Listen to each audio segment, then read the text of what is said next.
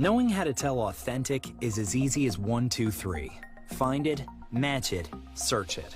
Step 1. Find the style number on the tag. Step 2. Match the style number inside the jersey with the number on the tag. Step 3. Search it. A quick Google search of the style number will verify the jersey is authentic when the search results match the jersey being searched. Don't be fooled by counterfeit jerseys. Before you buy, remember to find it, match it, search it. Fan Zone, 2 locations nationwide. Center City Mall, Chaguanas and Movietown, Port of Spain. Nationwide delivery available. WESN.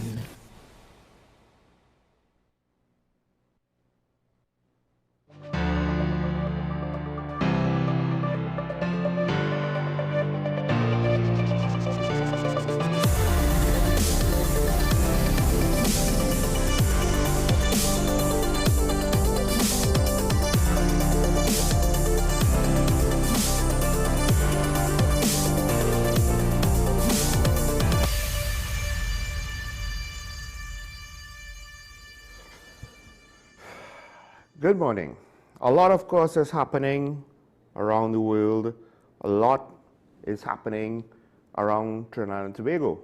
And I guess one of the questions is, can you separate the two?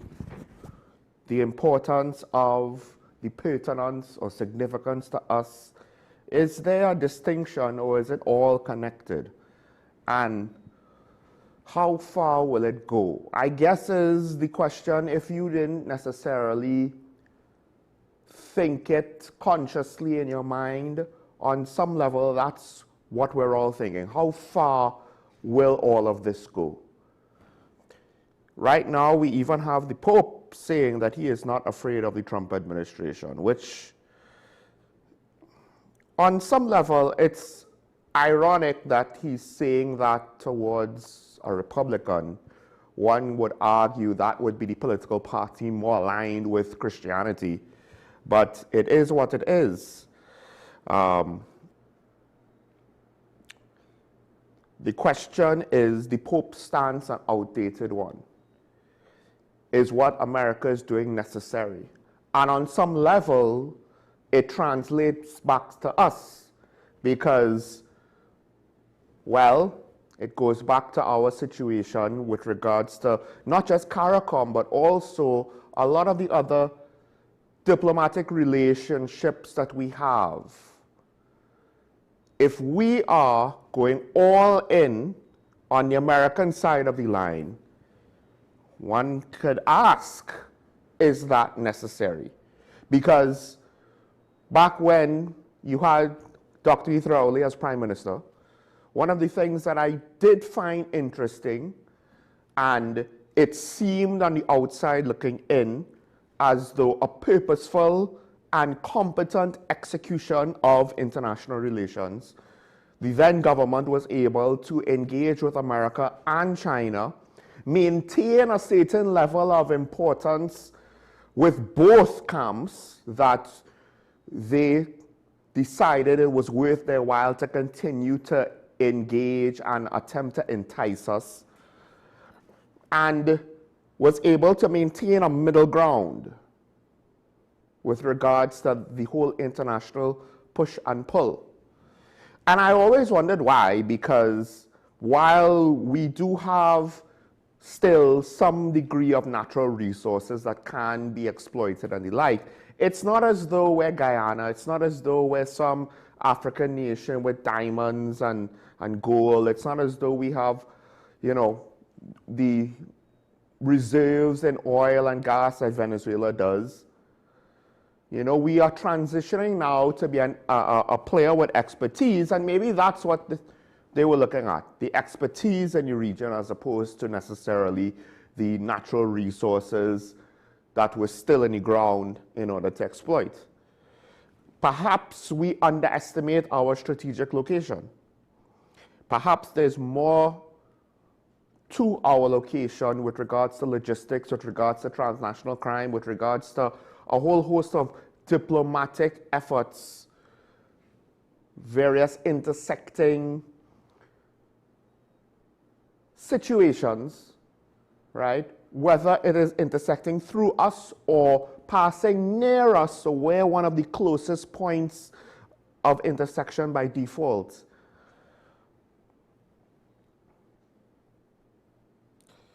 Now, I guess on some level, the United States President's words towards the Pope, am I going to necessarily take it seriously or care? The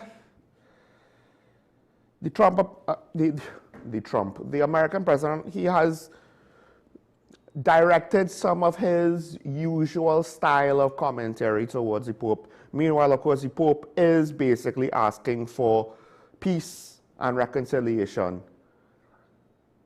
But at what level are the relationships unreconcilable? Or, and this is the sad part, are a lot of the tensions around the world basically coming to a head now?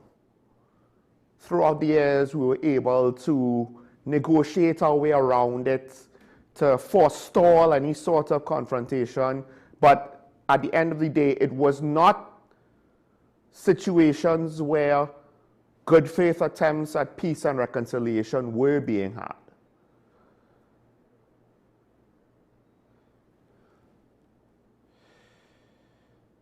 But the Pope says what he has to say.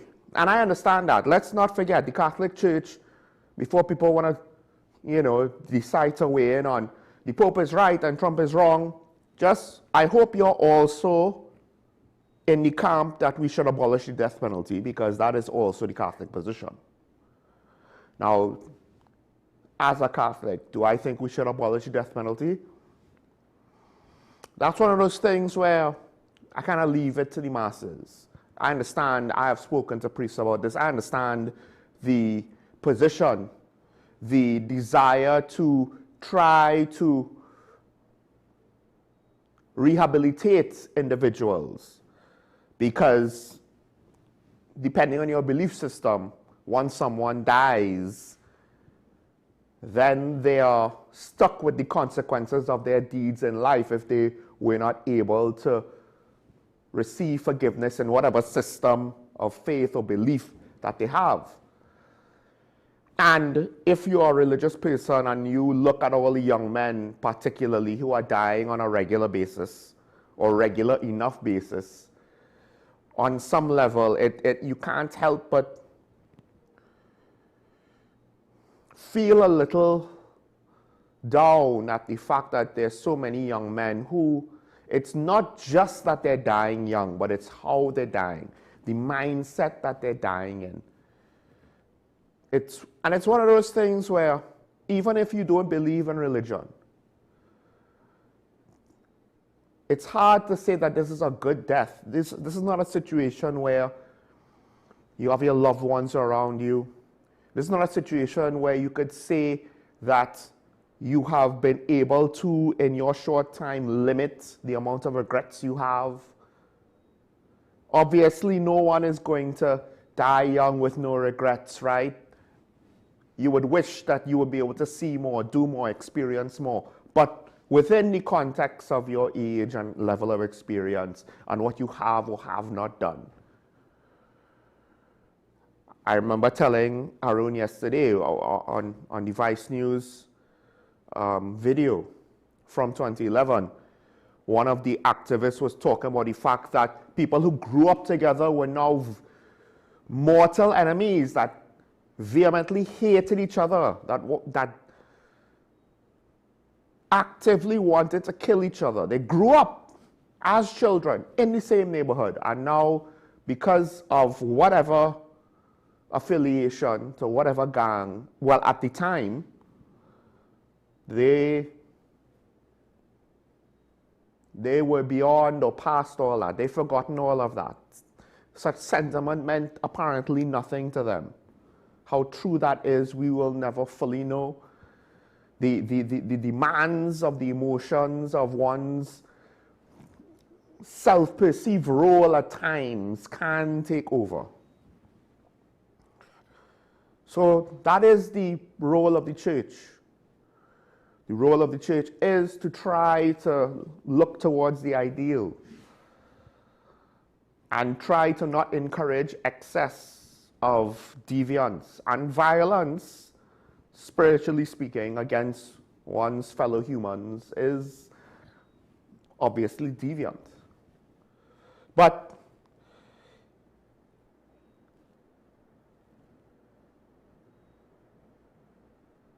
there is take this for example.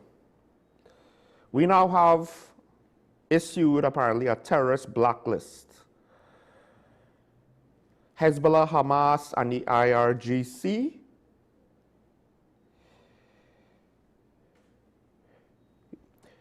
are all, well, they have been designated as terrorist entities, triggering an immediate freeze on any Trinidad and Tobago assets linked to the group. I don't know that we have assets in our financial system or property or anything in our jurisdiction that is linked to them. It's not impossible, but this more could be a preemptive measure, basically saying, don't try to come here, we're not going to allow it.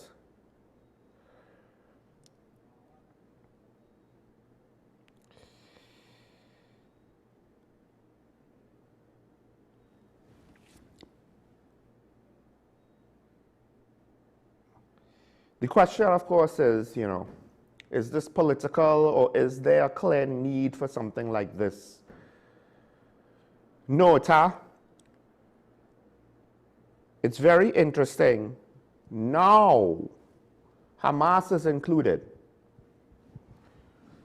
which takes the whole dynamic of the Israel-Palestine question, which was something that a lot of locals looked at, and it was, for whatever reason, important to people here and around the Western world. The Israel-Palestine question, Hamas was included. What's interesting is, as much as I would say, oh, we seem to care more about other people than our own, I do wonder if this whole situation with declaring Hamas a terrorist group, to what extent will it enter into the national discussion and spark any type of debate? Not always are people willing to separate Palestine from Hamas.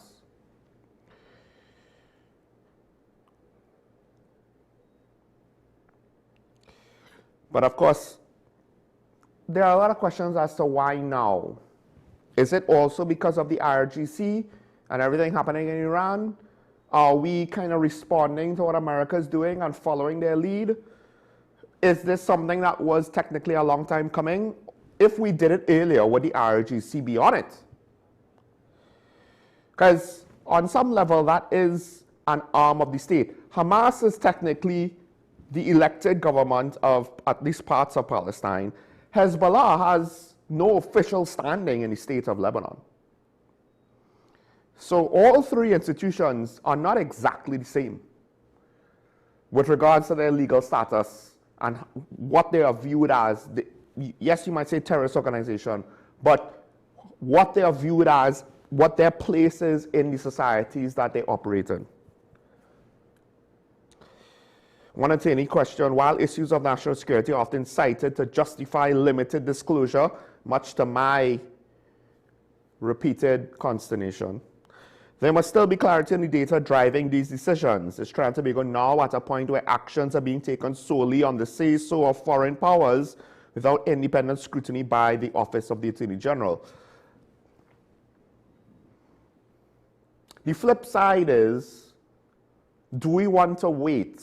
Because I was talking about the fact that the church is about forgiveness. Now, what's interesting is, we don't necessarily, I think, speak a strong or take a strong stance on, say, what the Americans view as international terrorist organizations.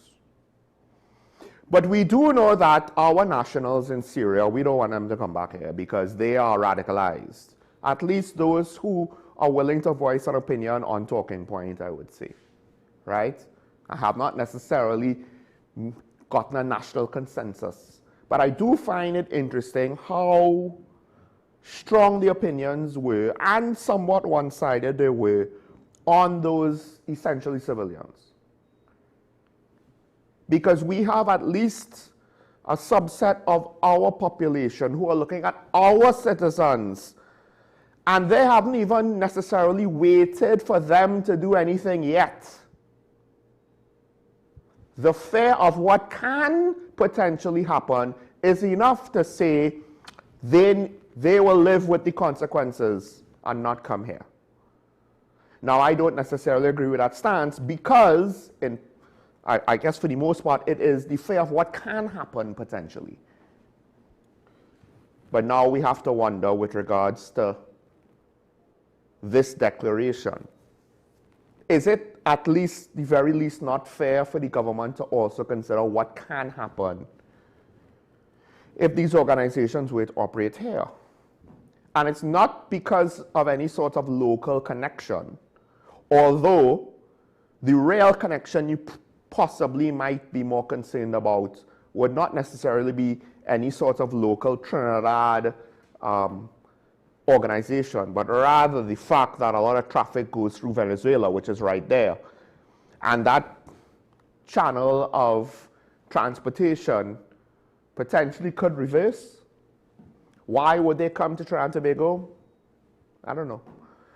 But when you're trying to hide assets or what have you, who knows where you will go with it?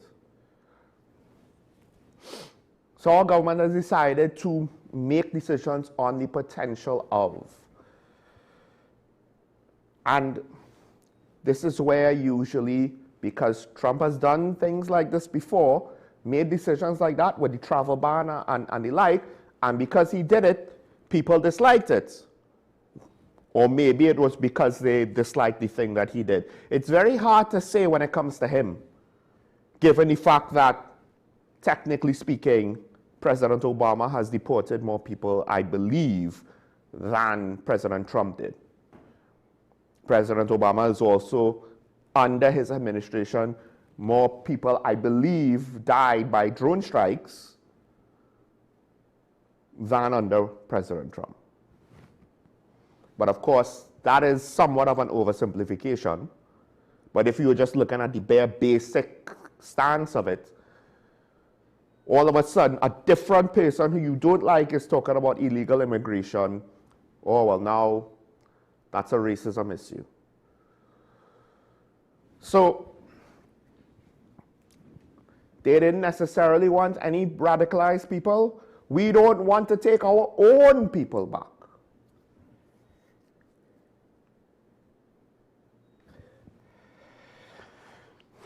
I think on some level, our society struggles with our own ideals and our own desires, where we are not necessarily, and listen, I do this as well, do we fully understand the implications of what we want in the moment?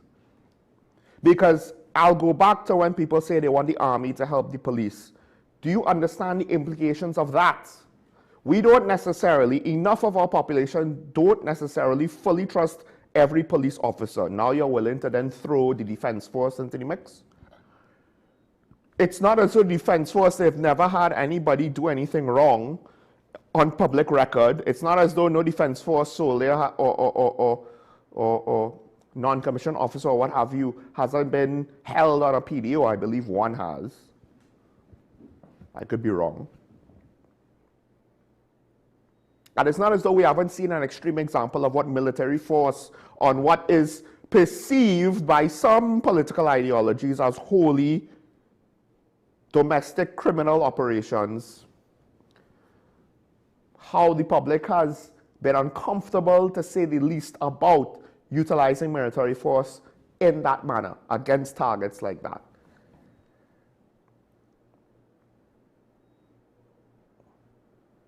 You see, the Pope, he has a clear agenda based on the religious ideologies that he preaches. He can't now be a hypocrite and say, oh, it's fine, kill them all. He can't. He is trying for his faith, like other religious leaders, to say, look, there's always a chance to turn things around. And he's saying that in order for people not to give up on themselves. And we've seen on some level what that looks like with our own young men giving up on themselves. So the Pope has to have room, has to provide a space, has to operate in a manner that says we will never give up on peace and reconciliation. That's his job. That doesn't always mean that he's right. He might be right all the time, but him just doing his job doesn't always mean automatically that he's right. And it's not about whether he's right or wrong, but rather we have in our own way disagreed with such stances when it is convenient for us. And then we don't necessarily always like the outcome when we see what that means.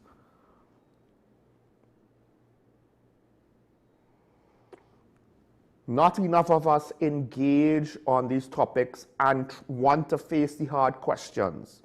When we're affected by crime, we want the police to take off the kids' gloves and to deal with them, enforce all the laws, come down hard. Don't leave any doubt. Don't give them any room to breathe. Deal with the criminals. Until something kind of goes wrong with the system and mistakes are made and it might hit home, and then all of a sudden we're like, oh no, how you could do that?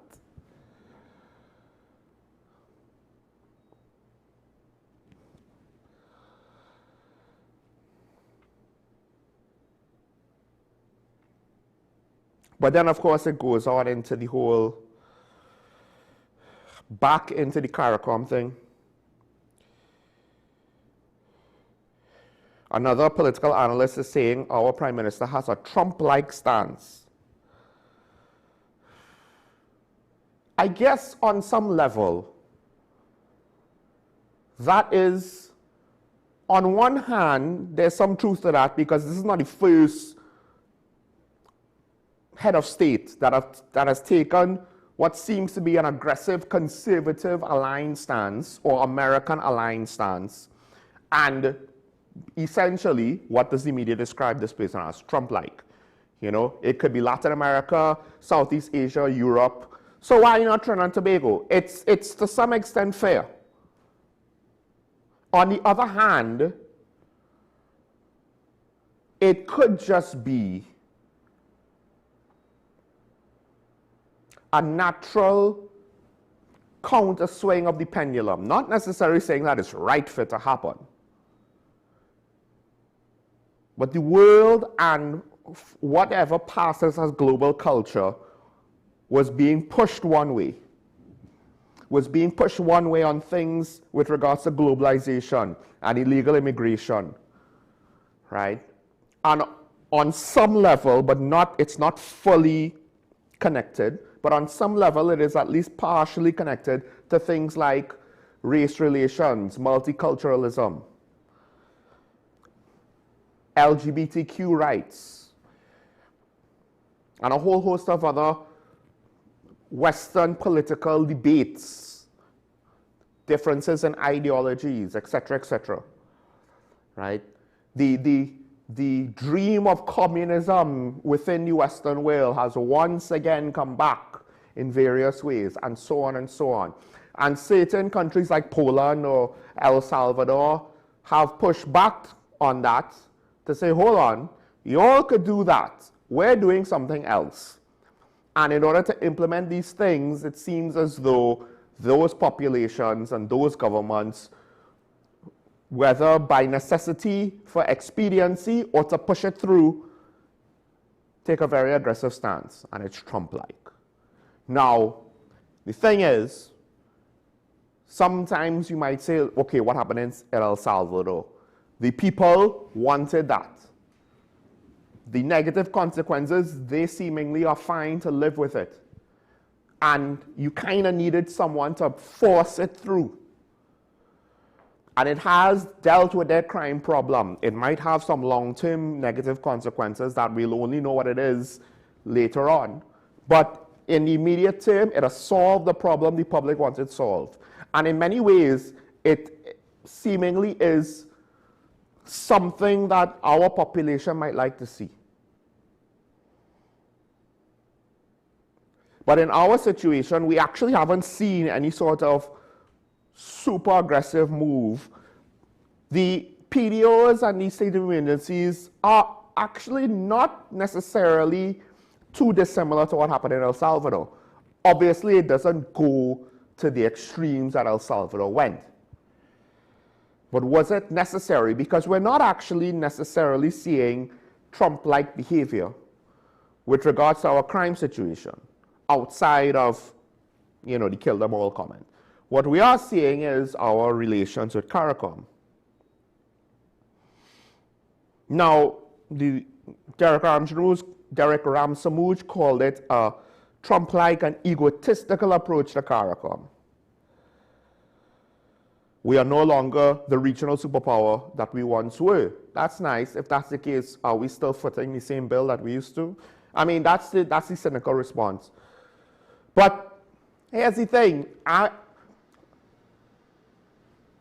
On the surface, it's easy to assume that the Prime Minister is being egotistical. And on some level, it will track with how I view local politics. The problem is, I don't necessarily have anything to tell me definitively that the same is not happening on the other side of the divide when it comes to CARICOM.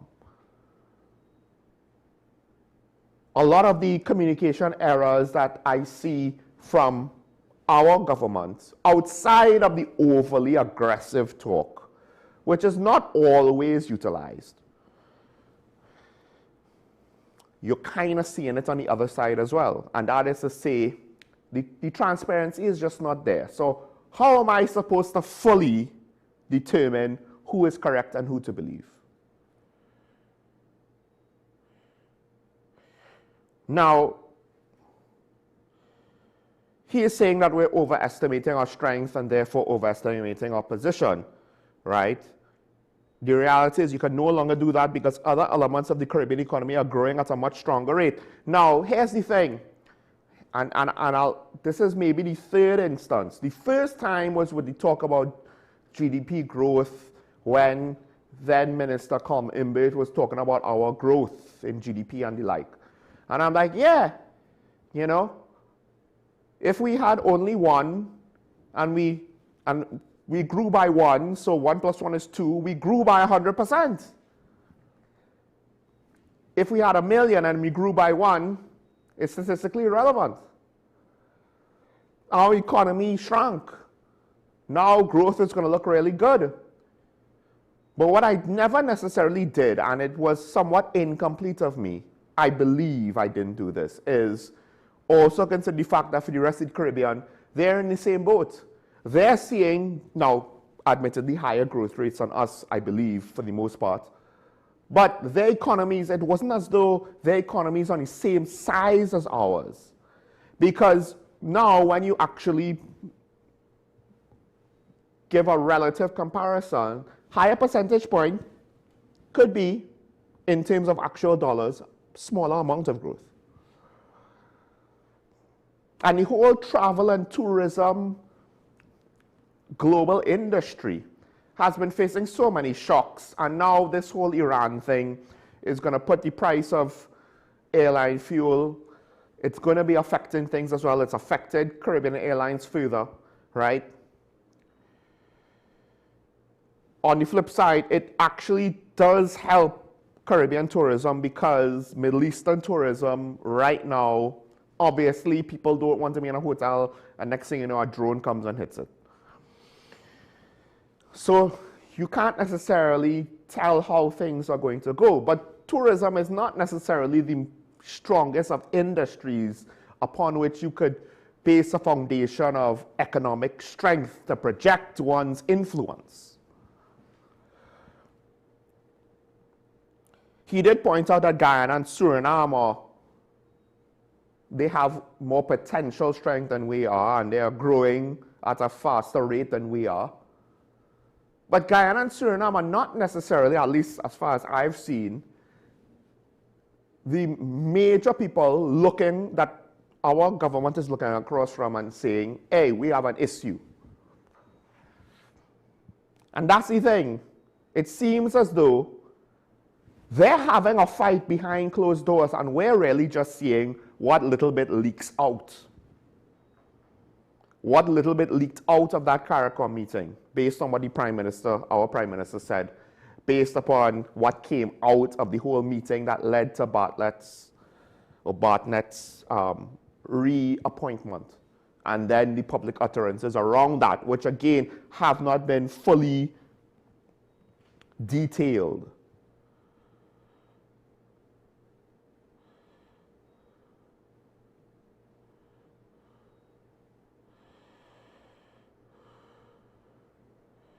Now, former Prime Minister Ralph Gonsalves is saying that our Foreign Affairs Minister is withholding key details as a way out for our Prime Minister. Is that the truth?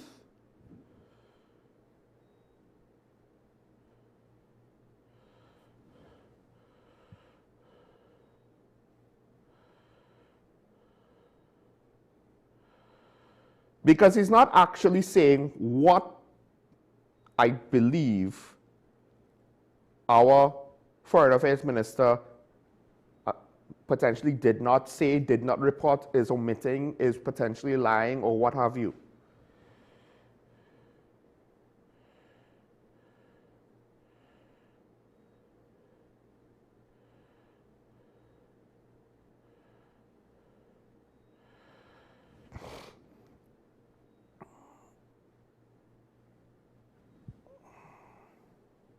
And of course, the Trumpian term came out again.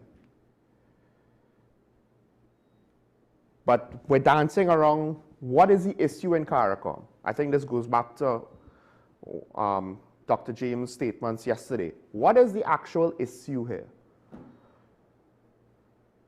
There's a lot of Caribbean leaders that haven't spoken out. Ralph Gonsalves is only the most vocal one. He's no longer a head of state.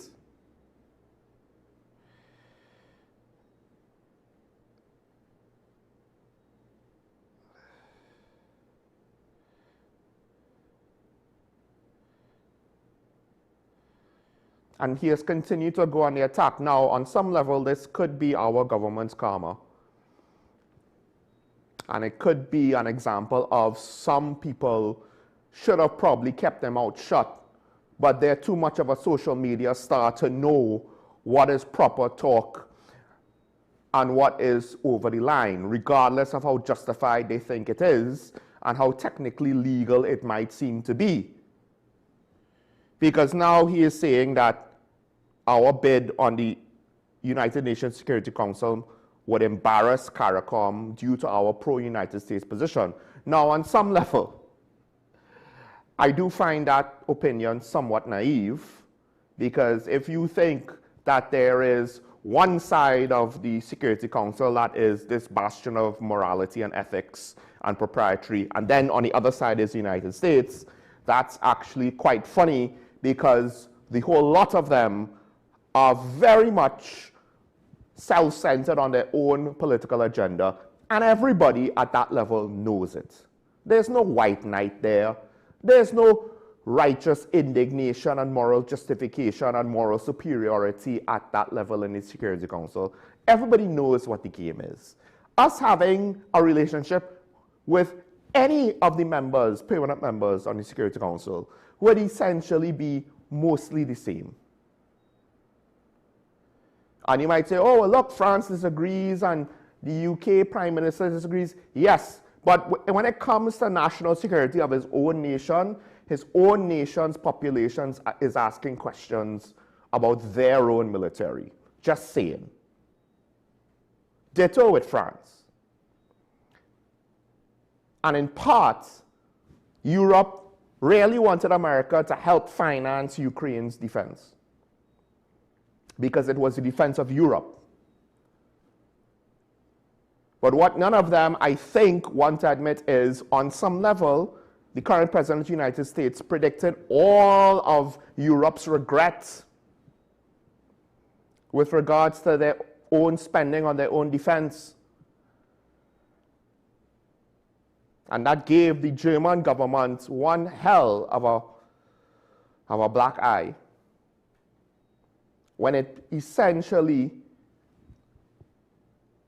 when the crap hit the fan, and all of a sudden Europe was caught with their pants down. Way back between 2016 and 2020, there was one American president who basically said, you all need to spend more on your own defense.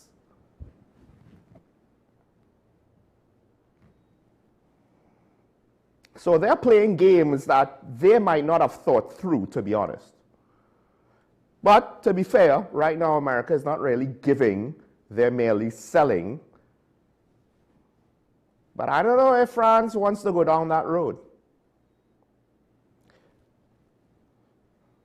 But it comes back to what I said. Are we kind of falling behind on how we should be perceiving the world?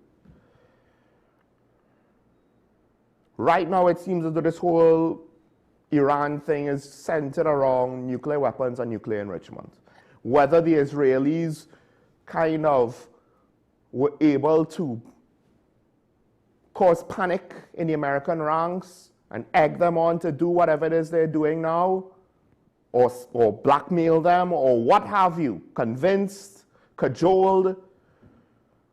We're past that point now. Because I do find it interesting that on one hand we could say, oh, our nationals, non-combatants, civilians who were there with the ones that wanted to fight, oh, we're afraid of those. But other parts of the region are just somehow magically safe. And everything's fine.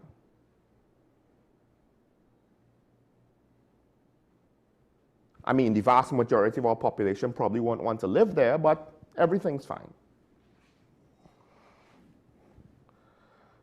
And on some level, I don't have an issue with it. I just have an issue with the inconsistencies. If we maybe thought through what it is that we want to represent ourselves, what is it that we actually believe in?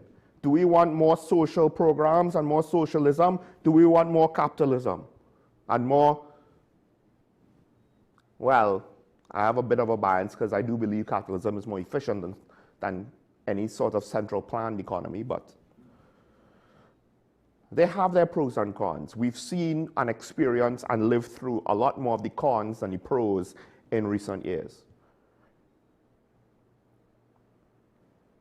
What is it that we want? Do we want heavy police? Or do we want to limit the police? We want the police to come in. We want police presence. Too much police presence. Stop it with all these roadblocks. The schizophrenia. I mean, on some level, on that level, I do have some amount of pity for the Minister of Homeland Security, who he now reaches a higher position, he has a higher vantage point, and it still doesn't make sense at times. What does the public want?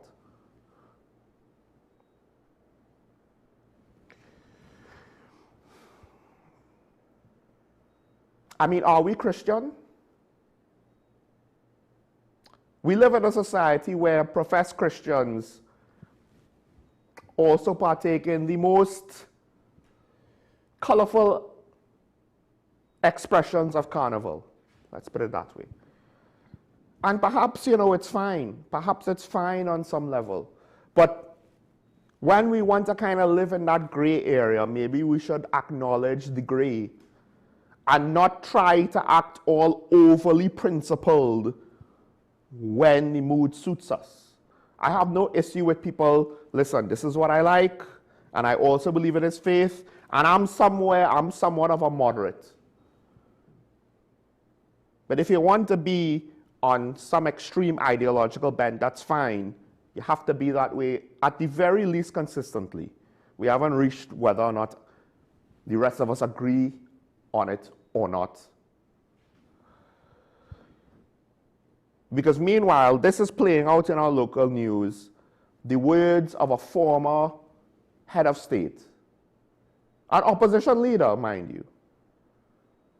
Which, there is a bit of an irony. If this is because of any media bias against the UNC, remember, a lot of people didn't like when the UNC was in opposition, they were speaking about on international things through international channels with international agencies. A lot of people didn't like that. Now we're platforming an opposition leader who decidedly lost an election for whatever reason. I don't necessarily think what Anna Roberts said is the reason why he lost. That doesn't mean that Minister Roberts was right to say it, but I don't necessarily think that was the main reason why he lost, Ralph Gonzalez, his position. But does anyone think that he doesn't have an axe to grind? Whether he has one or not, the perception is way too obvious, and he hasn't done anything to show that it's not personal, it's objective business.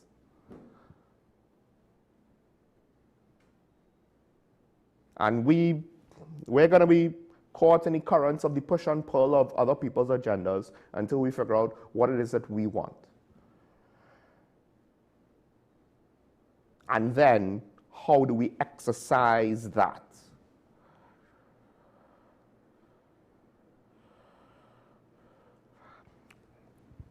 Case in point, we have an opposition.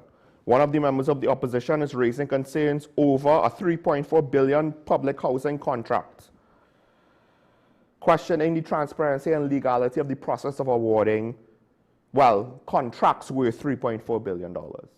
Now, on one hand, it's the opposition's job. It's the opposition's job to question these things. They are the opposition. We have no other opposition. There's no other party that's going to question things that the government does on that official capacity that the opposition has. On the other hand, people don't necessarily want to hear the PNM. They don't. The PNM has not fully rehabilitated its image based on what happened the last 2 terms they had in office that caused people to essentially remove their support for their party. So we're in a catch-22. But I feel as though we didn't necessarily proactively look at the situation and attempted to properly exercise our democratic rights. We just had what seems to be knee-jerk reactions, mostly based on emotional perception as opposed to objectively studying the facts. Not saying that it was wrong, but because it's incomplete, now we have a situation where the opposition is on some level in no man's land. We are in no man's land with the opposition. And the issue with that is the government is going to, well, if we don't have any checks and balances for them, they will essentially end up in the same position as their predecessor.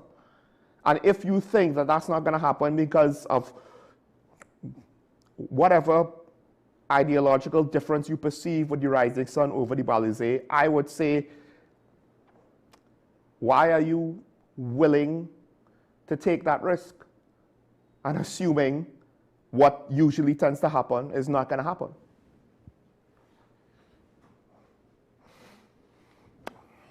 Ironically, on some level, I do envy the Pope in a way, because with regards to his positions, it's not about knowing what position needs to be taken, at least with regards to most things. There are a few situations that are born from modern society that the church potentially does need to figure out, do we need to change, how much should we change, etc., etc. But there are certain things where the ideology is set. You don't have to stress out over what position we should take on certain issues, because these issues are really old, really already well thought out. Issues with regards to conflict amongst nations, this is not anything new. And we've seen a lot worse.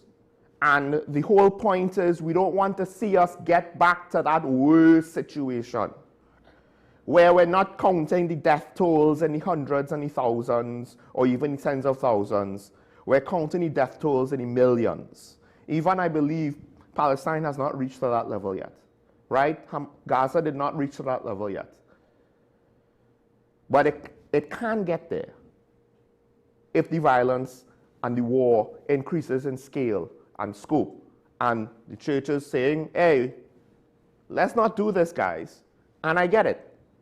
The difficulty with that sort of position is, at times, it takes a lot of courage and strength to maintain it, even if it might be an unpopular position for whatever the circumstances are at the time.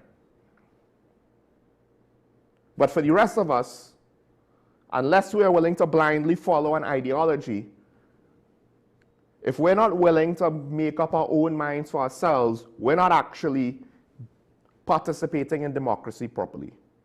If we're deferring to the opinions of others, it's one thing to defer to the expertise of other people. Although I do find at times some of the expert opinions that we get in the press are short on details and long on biasness, don't actually provide us with a logical course of reasoning that we could then now internalize and comprehend and then determine, do we agree or disagree? A lot of emotional arguments. That's one of the things when you invoke Trump, it's a lot of emotional arguments. And I'm not saying that the government is right and we should be siding with the Americans or not. There are pros and cons to it. But what I am saying is, we should have our own opinions on these things. And not just blindly say, well, I don't want to hear from PNM. Yeah, well, they are the opposition. At some point, we have to let it go in order for them to do their job. Now, they could continue to do their job poorly, and then we could complain about that and blame them for that.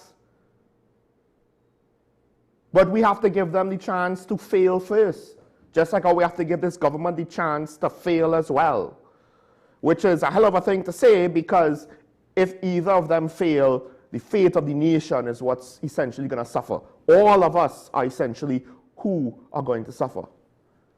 But you get what you pay for. That is the price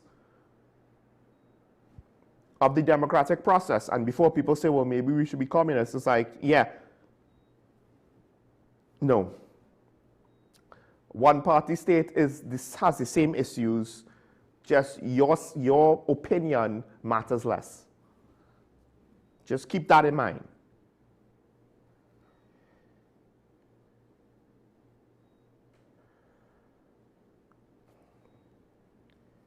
Meanwhile, I don't know what it is going on in CARICOM, but without any sort of transparency, I am just starting to reach the point where I'm over it, to be honest. I'm over it. But on some level, you get what you pay for. For whatever part our government had to play in this situation, we are paying for it. We just don't know what the cost is yet, what the price is yet.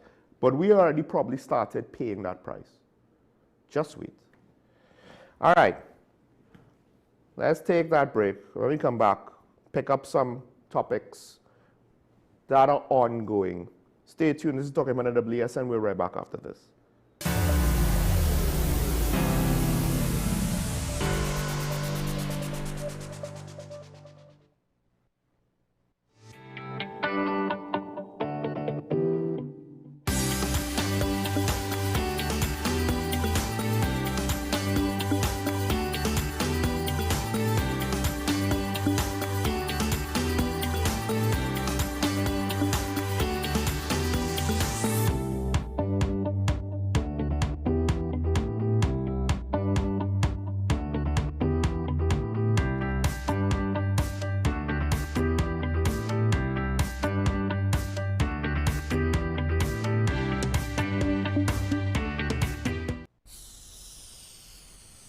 If these walls could talk, they'd cry uncle.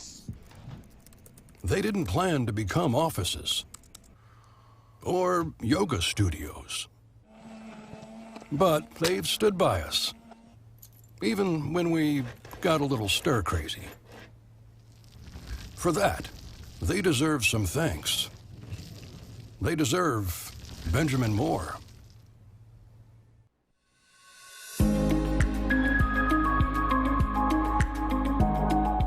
something very important. There is an intrinsic neurotrophic factor that is released via myokines, that is some peptides that we have in our muscle that produce neuromodulation and increase that peptide in the brain to increase the neurocognitive of the brain.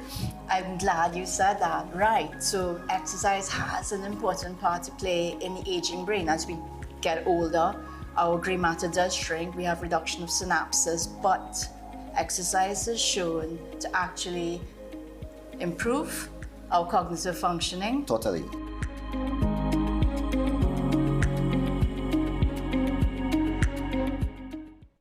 The home of Caribbean content is growing, and we welcome you to be a part of the #1 platform for young personalities who are driven to make a positive impact in society. As we continue to reach every corner of Trinidad and Tobago through our daily broadcasts, our social media pages, or through our 75+ digital billboards across the nation, contact us to learn about our competitive rates via marketing at wesncc.com or call us at 628-5835. WESN Content Capital, television with a difference. Are you driven, ambitious, and ready to earn? WESN, the content capital, is expanding, and we're looking for dynamic media sales executives to join our team. Sell powerful advertising solutions across television, digital, and social media platforms, and help brands tell their story. If you have strong communication skills, a passion for sales, and the drive to succeed, join WESN today. Send your CV to marketing at wesncc.com or WhatsApp 6861662 and start building your future. Knowing how to tell authentic is as easy as 1, 2, 3. Find it, match it, search it. Step 1. Find the style number on the tag. Step 2. Match the style number inside the jersey with the number on the tag. Step 3. Search it. A quick Google search of the style number will verify the jersey is authentic when the search results match the jersey being searched. Don't be fooled by counterfeit jerseys. Before you buy, remember to find it, match it, search it. Fan Zone, 2 locations nationwide, Center City Mall, Chaguanas, and Movietown, Port of Spain. Nationwide delivery available. Hi, I am Emiliana Beechan, and I am a mental health and conflict resolution consultant. Welcome to Mind Matters, the show where we explore the intricate world of mental health and the art of conflict resolution. Join us as we hear from mental health professionals, conflict resolution experts, and everyday people who have transformed their lives through understanding and communication. Mind Matters, WESN Content Capital.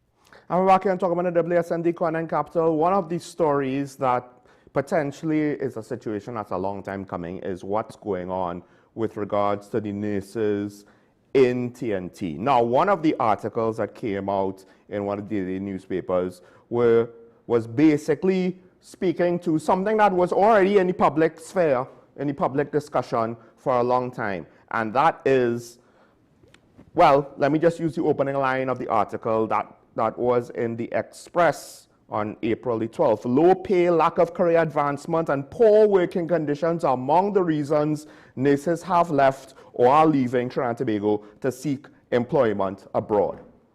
And there's a nursing shortage. I believe it's around the world, or at least in certain first world countries, there's a nursing shortage. We have a nursing shortage, and then we are losing nurses to other countries who, for whatever reason, can offer our nurses more than we can offer our nurses. And when you say it like that, on some level it's understandable. First world countries, different and bigger economies, right? different and usually more variety of opportunities. This is just in general. So for nurses, it might not necessarily be home, and they might have different challenges, but usually you don't need the same exact level of compensation and the same exact working conditions and the same exact opportunities to entice you to stay home. But it can't be below a certain point. And the association is saying it is below a certain point. And one of the issues is when the Minister of Health, when questioned by the opposition, he said, I think all of our healthcare workers in the RHAs and Ministry of Health who continue to work diligently,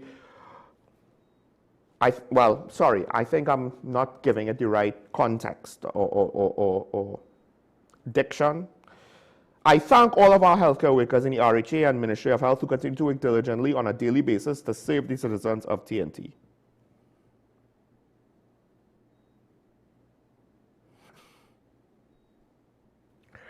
Imid queried what Bodo's definition of a health crisis was, and the minister responded, what transpired as healthcare for the 10 years under the last government.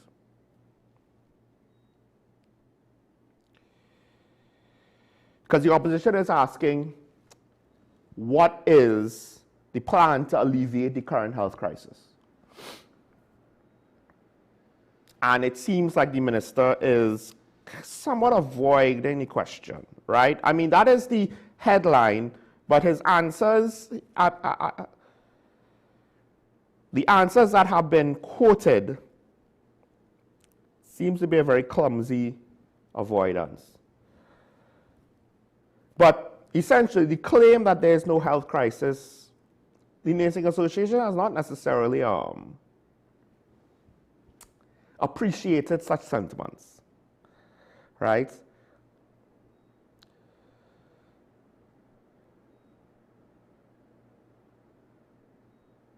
So on one hand, the association the minister is claiming that, look, the efforts on Friday had no impact on the health sector. Now, that's an interesting claim to make.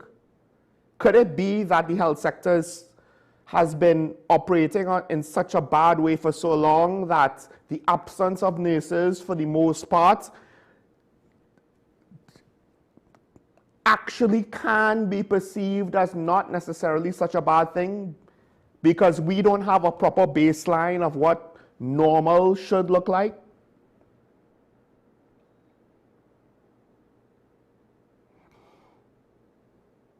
Now, the head of the Nursing Association is quoted as saying that it was not the case that things were smooth sailing last Friday when, according to them, right, the association was overwhelmed by the turnout. Estimated more than 2,000 people participated in the march, which included not only nurses and midwives, but a wide cross-section of healthcare workers.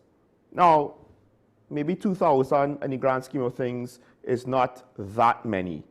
It all depends on where they come from. If they were equally distributed from all the various facilities around the country, then their absence actually, again, might not have been missed that much. When things are relatively not great but not collapsing, one more worker not being there, they've probably experienced that more times than we could count, perhaps.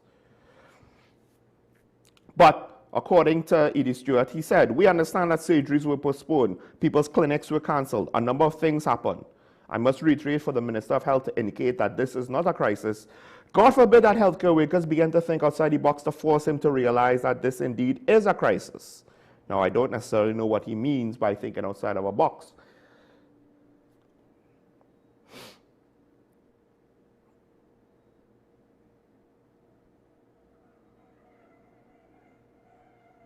Now, they say that this started with the NCRHA basically looking to cut overtime pay. And that was predicated on the fact that the head of the NCRHA was looking at the wage bill or what was being paid to individual nurses on a 3-month basis. Now, on one hand, we don't necessarily know if that is an average every 3 months. It's going to be, I believe it was around, $60,000 to $80,000. Is that the case? Or is it that they just found like an abnormality or an exception to the norm and are circling that out? Probably not, but it is not impossible to say, ooh, there's a problem here, we need to fix it. It could be that they genuinely think there's a problem there and they potentially have done the correct analysis or not done the correct analysis to make an accurate assessment on the situation.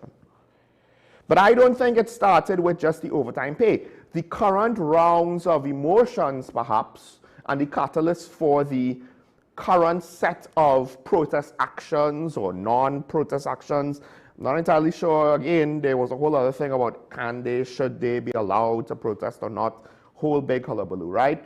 The question, of course, is one of the best kept secrets of essential workers not being allowed to protest is if they all decide to protest, what are you going to do? Arrest them all? And then who's going to do the essential work? This is the trick, right? If only some protest and you decide, oh, you're not supposed to be protesting, you'll deal with the consequences. That's fine. If they all decide to protest, you can't deliver consequences on all of them. It all depends on, the state of labor in the country, to be honest. And I feel as though labor at times doesn't really understand, as much as I don't appreciate how most labor movements are all about the money. They also don't necessarily always know how to mobilize their influence effectively. Or perhaps maybe the Nursing Association has been withholding things, because it seems almost as though every year or every other year, AD Stewart has to come before the press and say, we have issues with training, we have issues with staff levels, we have issues with working conditions, we have issues with allowances that are part of our compensation packages. We have issues with the state of things being so bad, a lot of our veteran nurses are looking to leave, compounding the low staffage levels. Now, the question is the Nursing Association maybe overdoing it? Maybe their perception on the situation is wrong? Except, this is the funny part, the minister said, what is a healthcare crisis? And this is where you need to be more careful with the dotishness that you say. Because when you say that a healthcare crisis is what transpired as healthcare for the 10 years under the last government, AD Stewart will point to the fact that for the last 3 years he's been saying we've had a healthcare crisis with nursing shortages, with issues with working conditions in the various public health facilities and the like. So you're not actually changing anything to say that, according to the minister, what has been, by his definition, what is a health crisis that we have experienced for the last 10 years is not still ongoing.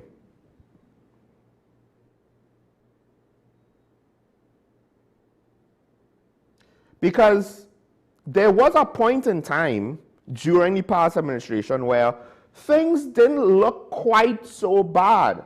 The problem is the budgetary limitations. It started to affect the health system more and more as time went on. What was available in Scarborough, staffing levels, drugs in the pharmacy and the like in the new Scarborough Hospital. Remember, it's new, right?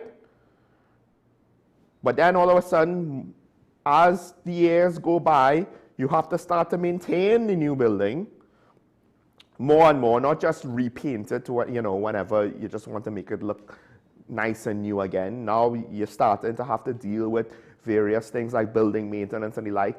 And also throughout the various health centers and the like, supplies, medical supplies, not just drugs, but also things like gloves, syringes and the like. At times, things weren't operating efficiently on ensuring that various facilities were resupplied properly. Then you had the drug shortages. Of course, to what degree is it still as bad as it was? We don't necessarily know, but the minister comes across as members of the previous cabinet of the previous administration, and also comes across similar to the current Minister of Finance. Everything's fine, nothing to see here. We haven't seen change. We have, and with regards to the health system, there are essentially two groups that, as far as I am aware, speak the truth. One is the Medical Association, which I believe is for the doctors, and one is the Nursing Association. I have yet to see anyone actually bring a credible counterclaim to what they're saying. And if the current minister wants to say that the Nursing Association is not telling us the truth, well, he did admit that what went on for the last 10 years is bad. And the Nursing Association, it's not as though they only now started to speak up about it when the government's changed. So they're saying it's the same both ways, nothing has changed. The minister hasn't shown us where anything has changed. So if it was bad then, why is it not bad now? What is the actual proof that he has to say things are not bad now? It's one of those weird phenomenons where, and it goes to, I won't go too deep into it, but when the Prime Minister says that the NGC profit is due to the last 10 months, the policies initiated by the current government, I find that exceptionally laughable and silly. It's a silly thing to say. It's an extremely silly thing to say. Because if that's the case, if that is the case, then everything bad that happened can't be the P&M's fault. It doesn't matter what you inherited. You had 10 months, you could have fixed it. Everything bad that has persisted from the last administration, if you want to take the credit for the good things that happened in the last 10 months, you have to take the blame for the bad things. You can't palm it off.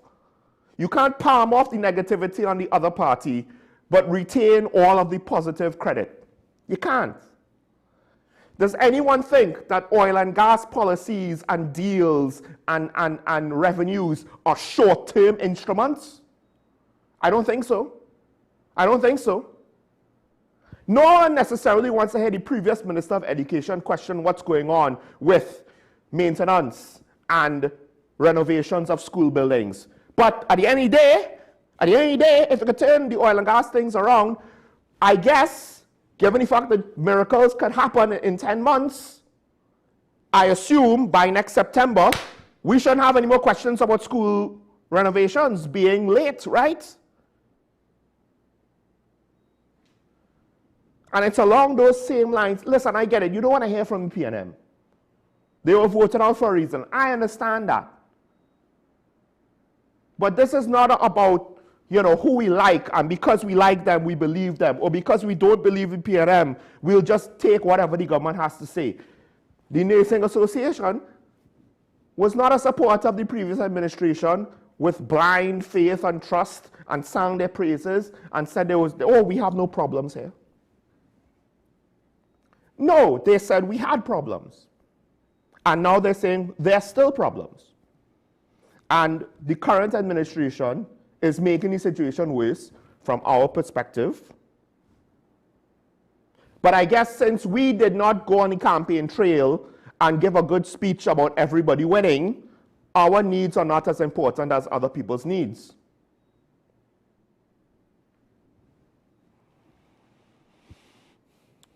And that's the kind of thing that I don't like.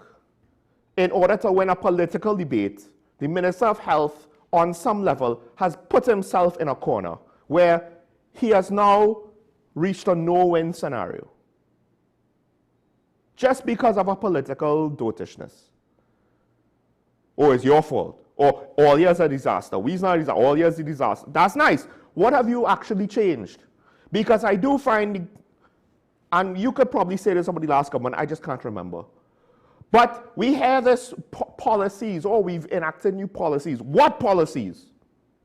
What policies were enacted to deal with crime? A state of emergency?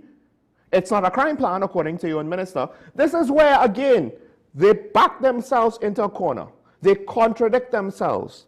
If the last 10 years of healthcare has been a health crisis, exactly what have you done to improve the crisis beyond cut overtime pay for a sector that is overworked, potentially underpaid, but definitely that is understaffed. Because the overtime pay is probably a management problem. That is to say, a management failure.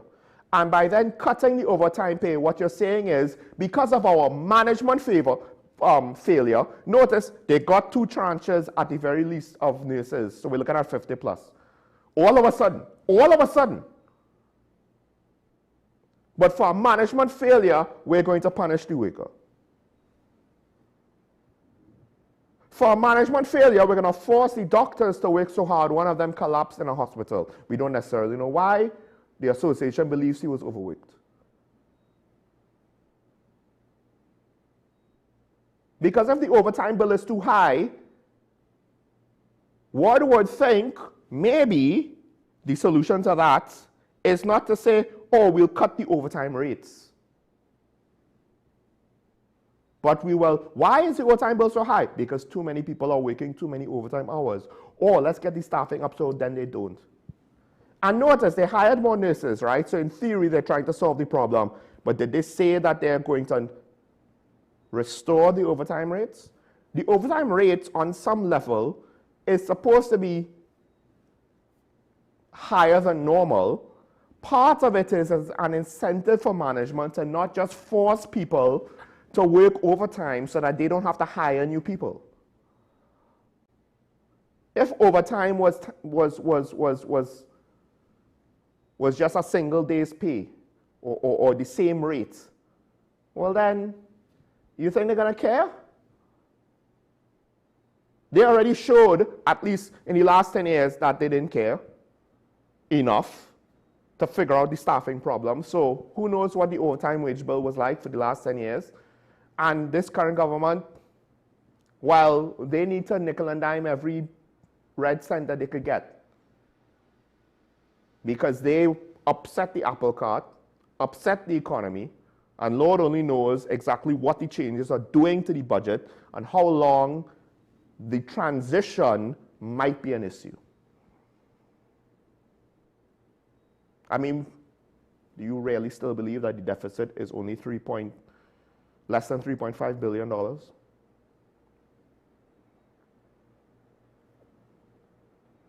So the Nursing Association is saying that they are going to go further with this. Now, I don't know how many people are going to walk away from the health system and protest, right?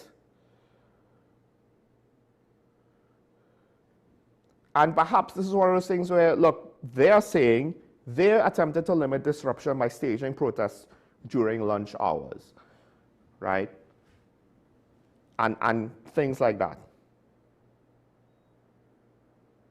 But they're pointing to, well, last Friday, surgeries were disrupted. Critical services were disrupted. You have to understand one of the things about a public health system like ours is it's actually, in theory, high quality. It is universally available, or it's supposed to be. The catch, you gotta wait. So disrupting a few surgeries on a Friday once might not seem like a big deal. If it becomes a regular enough occurrence, it's going to be a big deal. Because at some point, it might be a set of people whose surgeries got canceled. When are you going to reschedule it? Are you going to bump everybody back by a day? Or are you going to have to now find another slot next month, 2 months, 3 months from now?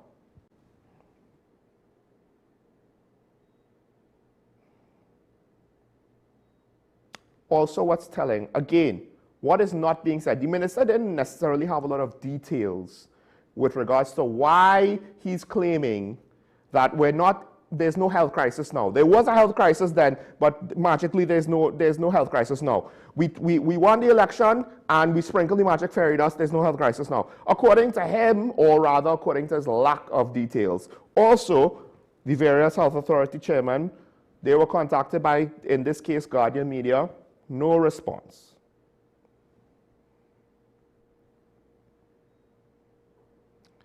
And one of the key things is that he said is it wasn't just nurses. but it was workers from other groups, and he's warning that other subgroups are planning activities outside the remit and control of the association. A lot of this started outside of the associations making a decision.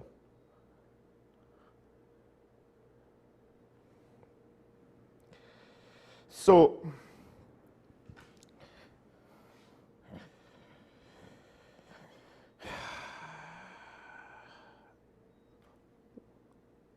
the whole situation with it's an anti-corruption measure, it's significant financial savings.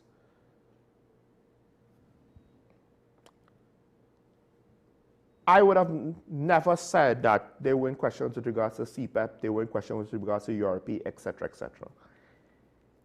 It's not if you should do a thing, it's how you do a thing.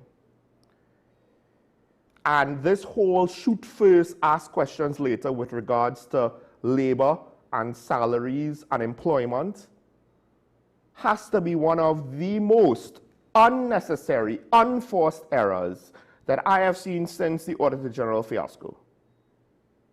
With regards to how unnecessary it is, not necessarily to the severity, although the severity might end up being just as bad or worse because of the scale and scope of what we're talking about. We're not talking about one minister going off on one independent public servant. We're talking about someone who isn't even a minister instituting policy that could affect our nursing staffing levels nationally. Because going back to that Express article,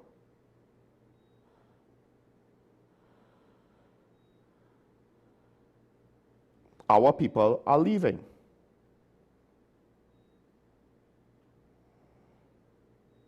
Right?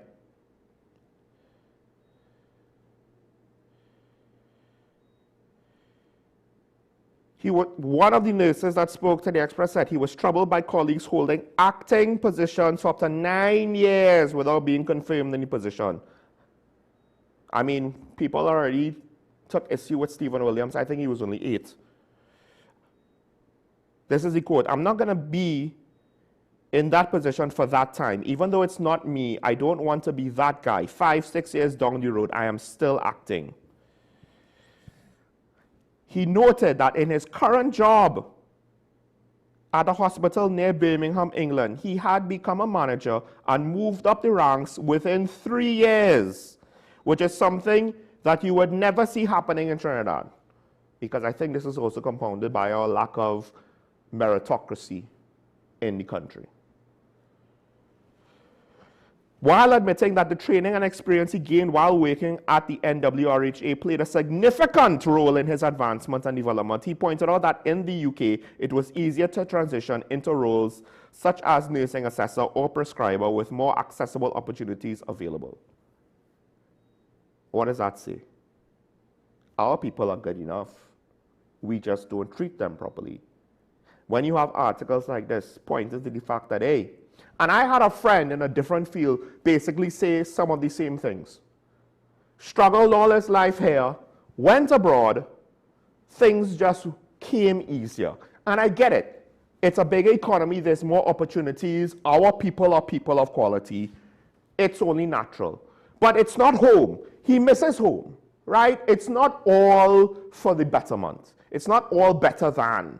The grass isn't totally greener than the other side. Professionally, it was better for him. He misses home. But I believe the whole point is not to make the math so easy that when people do the calculation, you know what? It's not worth it to stay here. It really isn't. There's too much ridiculousness going on here. We have the crime. We have certain aspects of society people might not like. We have the distastefulness of our politics. And when you're a public health worker, that all matters, by the way. Directly involved with regards to your job.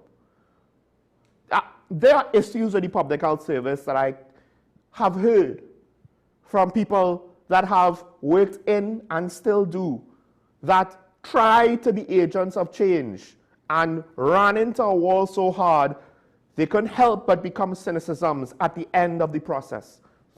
Cynics at the end of the process. To become jaded. To no longer have that level of wanting to try to help the situation. They'll still treat the patients well. They'll still give their best effort there, and in many ways more than their peers. But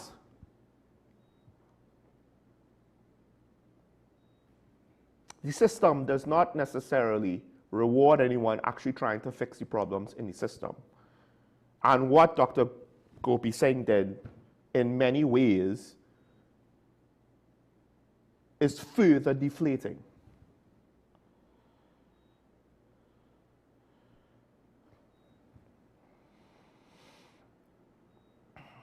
And ironically, there's enough of a diaspora out there. It might not be home, but it might eventually be good enough. It just might. And this is one of those issues where we have to start anticipating not that things are fine now, but how much worse it could get later on. Because I suspect as time goes on, if the economy doesn't turn around now, apparently I think it might be the IMF or some other body is looking at 2027 of when we're going to see significant growth. But this year is going to be very minute growth.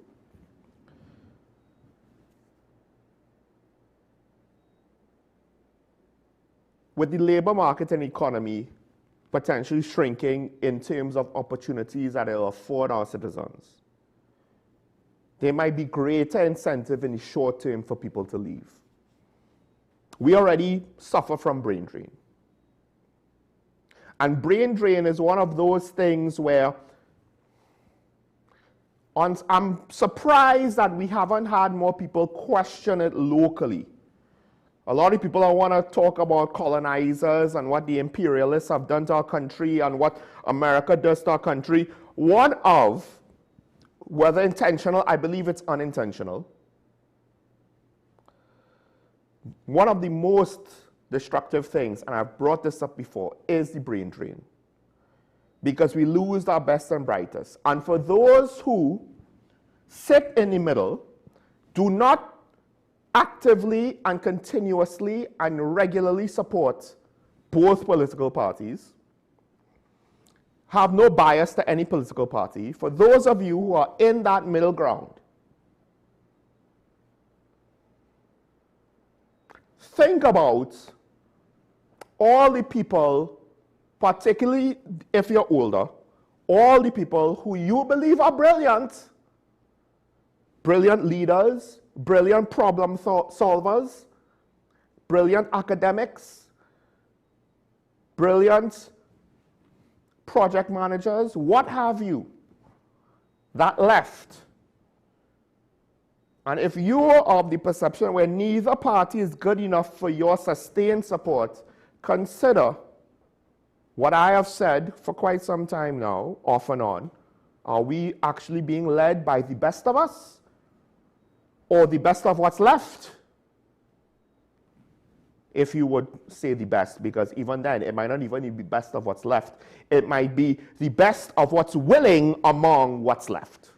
The best of what's willing to not just tolerate the bubble, but they somehow appreciate and thrive and actively pursue the nonsense of what's left. Because now there are people outside of the first world, and maybe even some scholars within, who look at the brain drain. That's how the first world sustains itself. America has oil. America is not an oil and gas economy. Russia is. America is not. What is America doing? America's economy is based on services, based on technology, based on intellectual property, based on a whole host of things that is not dependent of extracting something out of the ground, based on added value, tech. I mean, half of the world's brands, global brands, that you could find almost anywhere in the world, probably American, if not more. Media, global media, to some extent, a good chunk of it comes from America. A lot of the media we consume comes from America. If it's not America, then it's going to be the UK or some other first world country. And then to some extent, from some corner of the world, you'll get the big players like China and India managing to break through. But our best and brightest go there. Take our ideas there. Some of our best musicians, some of our best entrepreneurs, they go there. They create small businesses there. They succeed with our food, with our flavors, with our culture there. Some of our best software engineers, IT specialists, business people,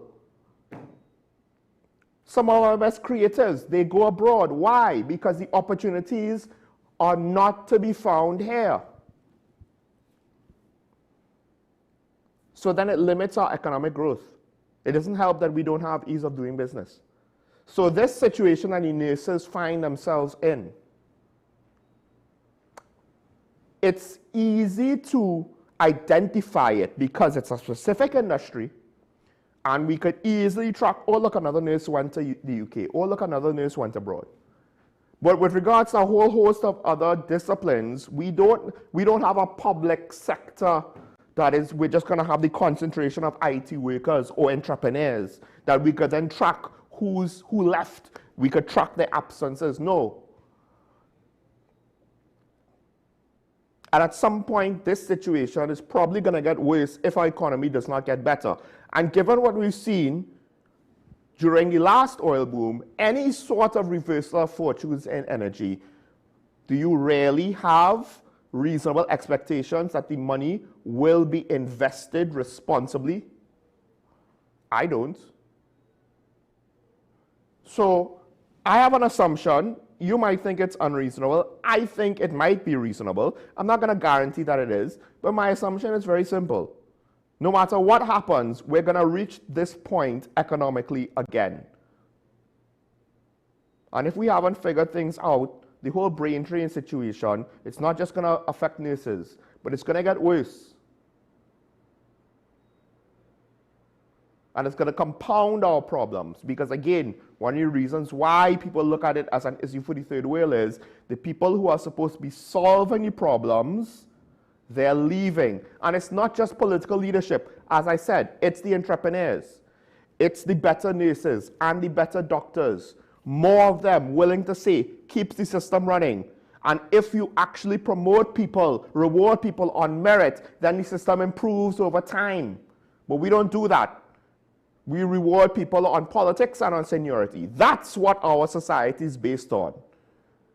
And is it any wonder that it's not in a healthy position? And then what can be a symptom of that, and on some level it makes sense, right? Why is the murder rate always increasing, never decreasing? Because the situation with regards to our economy, with regards to our hiring practices, with regards to our brain drain, with regards to our lack of opportunities, lack of jobs, it's only getting worse, not better. Carl is too big to fail. You think we have money to bail out Carl and not have another sector of the economy, of the public sector suffer? Something will suffer if they have to bail out Carl to the tune of billions of dollars. And if they don't, how many jobs is that? Jobs that cannot be easily absorbed by our economy, because how many airlines and airport workers do we have? Other companies in that line of work, in that industry, do we have here in TNT? Maybe someone will want to fill the vacuum, but are they going to necessarily operate in TNT as a hub, the level that Cal in theory is? So don't underestimate what this situation with the nurses means. And also, what's going on with the nurses? Well, it's also going on with the doctors. It's just being played out in a different way. Remember, what do we complain about? Oh, well, the doctor, they will not treat you in the public hospital and send you to their private practice, and then they'll treat you. In part, depending on what the discipline is, what the specialty is, there are certain things that they can't do. They can't do in the public system because the public system, or whatever their job is not set up to do that, or meant to do that or authorized to do that. That's point number one. Point number two, for those situations where they can, depending on how severe it is, the more severe it is, the greater the chances are that you could try and do it in the public sector. Good luck waiting for your turn, depending on what it is you have to do. If it is something life-threatening, you might get bumped up to the front. If it's not, you might have to wait. I know a couple of people that I believe they successfully had good surgeries done in the public health system, but it was not something that happened now for now. So they had to deal with waiting and whatever it is, the negative effects of the conditions that they had. Now, in those cases, for the most part, it was surgery. It was issues that could have had a relatively simple, straightforward fix. It wasn't something like heart bypass or neurological stuff. But the long and short is this: we view our situation with our doctors as to not necessarily being the healthiest of things. And make no mistake, the doctors in the public health system, they want the consistent paychecks. But they also want to work in their practice to then earn the extra money. And the system probably is too afraid to say, no, you can't have a private practice, because they know they cannot compensate the doctors enough to keep them if they say you could only work in the public system, you can't work for yourself as well. So you have a bit of a conflict of interest that the public perceives. I understand that. It is there. Like I said, the situation, the symptoms are different. The issues are different. But it's there with the doctors. It's there.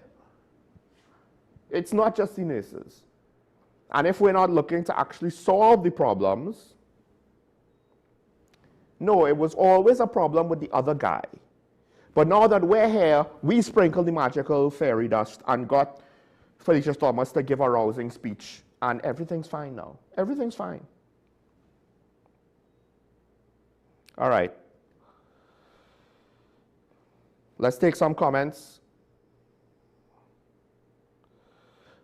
Okay, the US over the years have carried out more terrorist acts in the last 6 years than any other organization I know, yet they have the goal to designate others as terrorist organizations. I mean, I kind of see where you're coming from.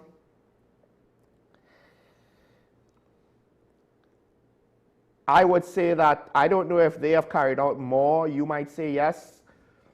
There are other countries that they've tried their best. They just don't get the same amount of press. They have even supported the leader of ISIS as a Syrian leader recently, the Lancer reported. I believe, yes, that might be true, and it's very weird. And I honestly don't know what to make of that, because that does seem like they're repeating a mistake that they have done throughout the 70s and 80s. Since in 1970, the US has killed 38 million through sanctions, convinced me that the US is not itself a terrorist state. Well, yeah, I don't know how, recently Lancet reported. Yeah, I don't know how accurate that number is. And also,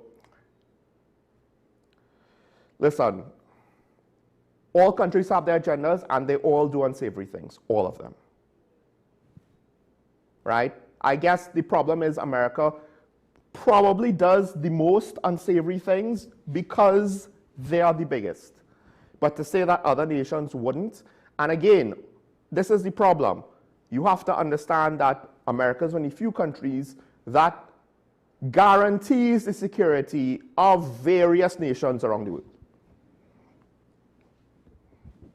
And let's keep it real now. Who are we going to ask for help if we need someone to guarantee our security?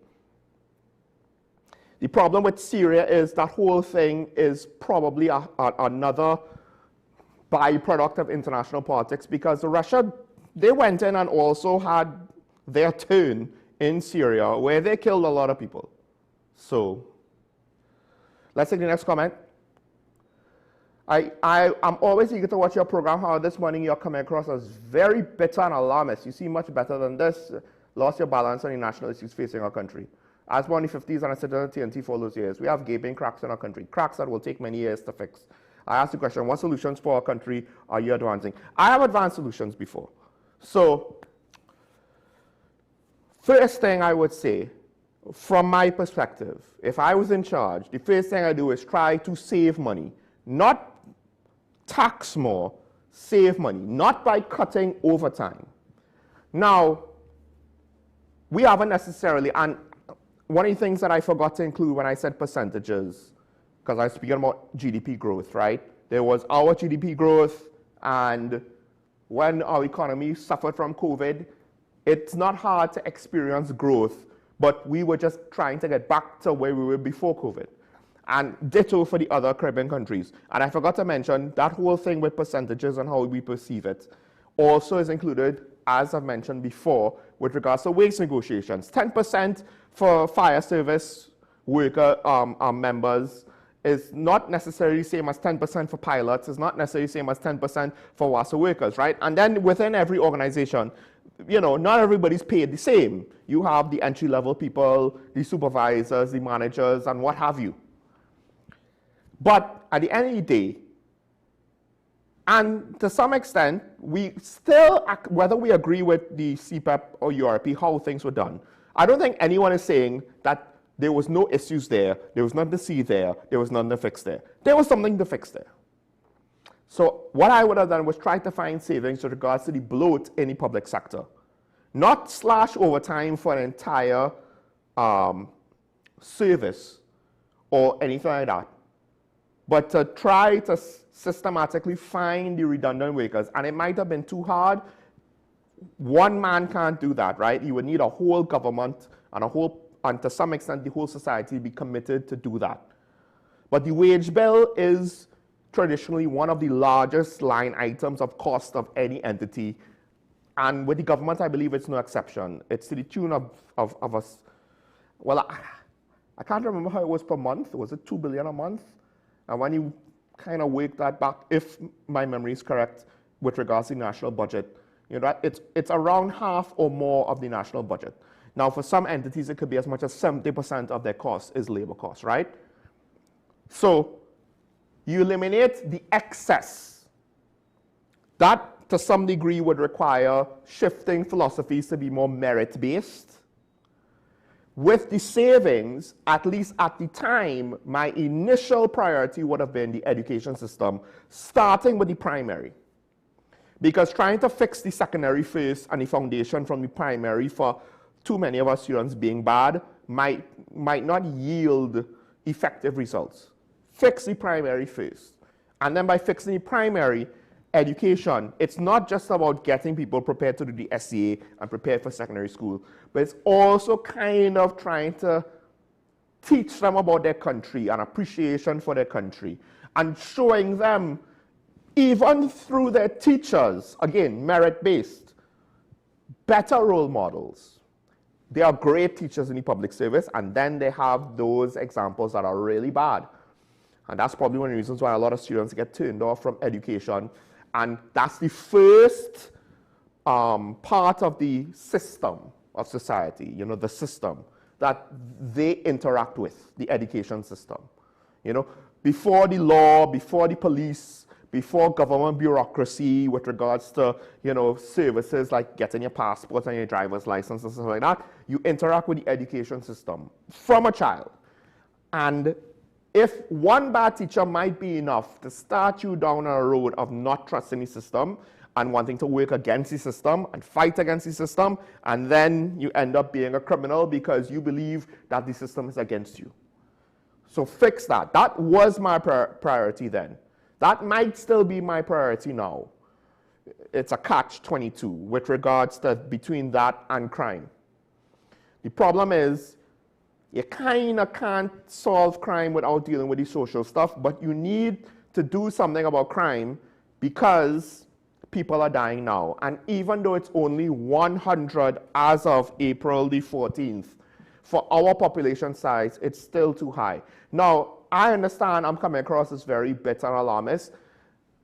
I understand why you would say that. I don't necessarily think that was what I was trying to accomplish this morning, but hey, it is what it is. I'm not going to say that your interpretation is wrong. But I will ask, though, where exactly did you disagree with me this morning? So that's what I would do. That's my holistic top-down view of what I would do to try to solve the situation, because I do believe you could only solve it one area at a time, right? Diversification, that's a whole other kettle of fish. You probably could deal with ease of doing business alongside that, because that might not be a budgetary question. We have San Fernando on the line. Caller, good morning. You're on here. Good morning, Sean. Morning. That last message that you put up there, where the texter is saying to you, he was born in the 50s. While I don't think you come across bitter, the texter has a point, Sean, where he's saying, he's asking the question, what solutions for our country are you advancing? And that is, this morning, Sean, I was of the same almost the same opinion as the texter. And to say, let me just say this. We need, everything is happening in Trinidad and Tobago, we see what's happening, but we need to start to advance solutions. So some of us want to start to speak about solutions. Dabadi, a couple of your callers talk about solutions. And I think that is where your focus needs to be a little more. Because in this morass of negativity that's happening in Trinidad and Tobago, try to be the light, the little light to try to shine, to say, let's try to fix something. That just is, for instance, this situation about the nurses, Sean. This is not something that has been happening yesterday, you know. I have some of my godchildren. I have a couple of them who are doctors who have left Trinidad and Tobago. I have younger friends who are nurses.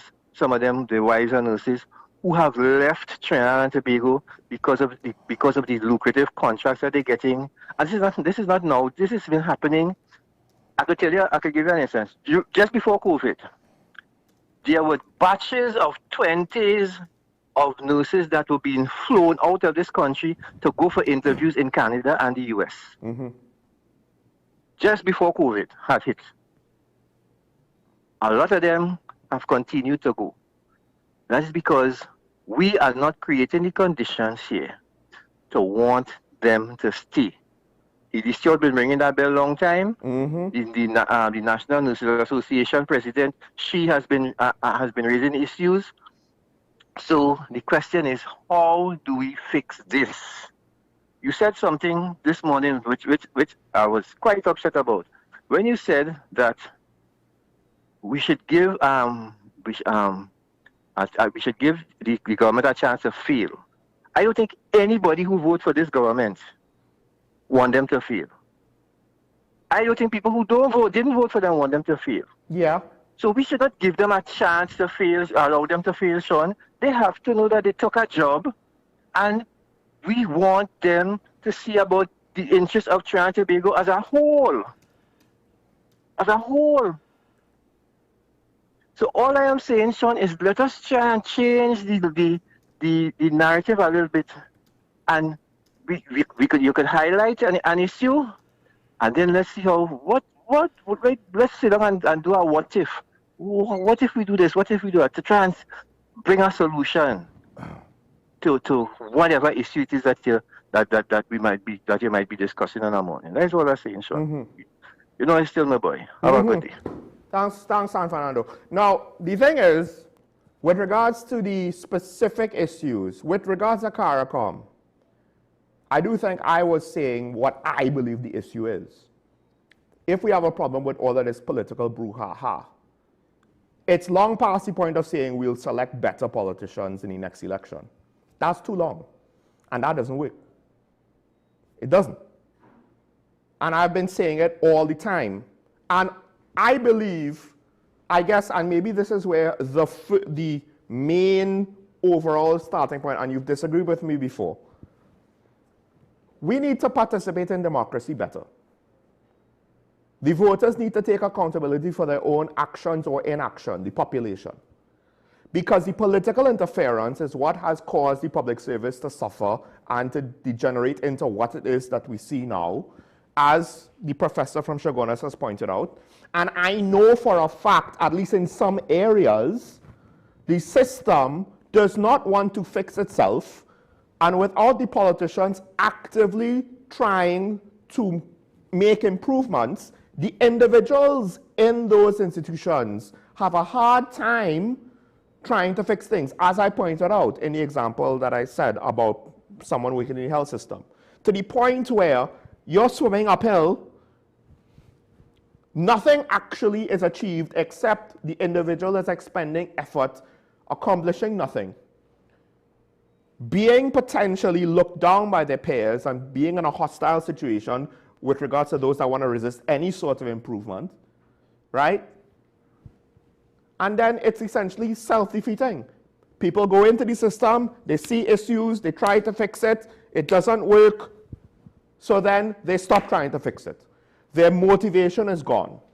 And on some level, it is an issue of leadership. Leadership in the parts of the public sector, leadership from the political level. And that's only going to change if society shifts. So I could say, okay, how do we solve this nursing thing? A lot of it comes down to, first of all, the specific, I know we are called, I'll try to be brief. The specific issue potentially was partially solved by hiring more nurses. That is the basic solution to that. But let's be real, a political appointee came in and did a thing. And now he might have caused more harm than good. Stop where you've heard that before. How do you solve that? A better participation in democracy, a better process in the politics, better political appointees, or at least political appointees that understand their job and their responsibilities better. We have Claxton being in line. Caller, good morning. You're on here. Hey. Morning. Yeah, good morning, Sean. Morning. Hey, you see, this is a problem with the UNC. It's not that many people don't like the UNC, and some people just say, oh, this Indian and all kind of thing. What the UNC don't understand, this is a country and not a party. The man was mentioning just now there that we have to see about the whole country. But this kind of thing when the UNC does come with, this division and a real devious behavior. They just have the members everywhere to just feel, well, okay, we go there and take out this person and put that person because there's an Indian, because they carry it. That is nonsense. They just mashing up the country. They get this government with the lies and the propaganda that they create. They get a handsome opportunity, They get things that were set, don't put away. All they had to do is continue, All they had was to do to continue. But you know what? You see people like you, Sean, and many others, the movers and the shakers who just jump in the country and only when come out and tell people, hey, the government on a right track, regardless of you saying that, oh, Dr. Keith Rowley was arrogant and this and that. Everybody had a style. This Prime Minister not arrogant. She not arrogant. You understand? Well, look what she's doing. She's doing all kind of madness. Because if you want to look up the Caribbean and them, a place that you could get so much money from, right? The revenue that comes from the Caribbean. You're saying all kind of things, lying. They're lying on the people and them. You understand? How does that make sense? How does that benefit the people in Trinidad? You only bring in more hardship in the country. You understand? Because you want to do things a different way. I'm not saying that you can't do things a different way, but if it makes sense, don't just do it. Do things by VAPs or lackadaisical. That doesn't make no sense. You understand? People suffer out here, Sean. I mean, you will feel it. Mr. Sheriff will feel it. But if out here, Sean, if have people walking and talking to themselves, you understand? They have no jobs. They don't know if they eat in the morning, where a plate of food coming from lunchtime. That is the kind of pressure we're going on. I just heard them my daughter when I take her to the clinic. Maxi taxi running with all kind of 3 and 4 passengers. Taxis under pressure. Because why? You take away the lowest class of people, you take away the bread, and you put nothing back in place. How does that make sense? This is the thing, but we need people like you, Sean, and Mr. Shearer, to open the minds of these people and tell them, hey, this is not 1903. This is year 2026. Changes have to come from the mindset and the people, the culture thing what they have, that we're not about country, we're about party. Waste our time with that, Sean. We have to change our mentality. Thank you. Thank you, caller. Now, the thing is, just about everything you said about the current government more or less has been said about the previous administration. Politics by VAPs, policy by VAPs. I mean, things about lack of transparency, poor communication. The details might be different. The details might be different, but for the most part, it's actually eerily similar. Some of the things that the current government is doing wrong that I call out the previous government doing the same things. Now, let me address what Mr. Safran said. When I said we have to give them a chance to fail, it wasn't that I wanted them to fail. It's one of those things, and I didn't fully explain it, because I do believe it's similar to the post of Commissioner of Police, where we can't afford them to fail. So the question is, how long is a reasonable enough time before we've seen enough, and then we're going to have a legitimate way to change the situation, right? Now, granted, the public has no authority to change the Commissioner of Police. They can only say that they want to change or not. Same thing with the government in between elections, right? Although you can, in theory, force a government by negative public sentiment if it's strong enough to call for a snap election. Doubt we're going to see that again anytime soon, given how spectacularly they failed both times for those who called the snap election. I don't want to see the government fail, and I was just trying to say, look, on some level, we do have to give them a chance to prove themselves or not prove themselves before we fully form our final judgment on who they are as a government, right? So whenever I have anything negative to say, that's not my final opinion. Because when I started this show, it wasn't all negative about PNM. There was good things, there was bad things, you know, and then as time went on and the positive news became less and less, I could not manufacture good things out of thin air. It was what it was. And the elections happened. Now with the current government, I'm not willing to say everything they do is wrong just because they're the UNC. What I think they're doing wrong, I'm going to say I think they're doing wrong. And what I think they're doing right, I'm going to say I think they're doing right. With regards to CARICOM, I don't know what's right because I don't know what the actual argument is. Obviously, there's something going on behind the scenes that we don't know, which is one of the things I was trying to say last night.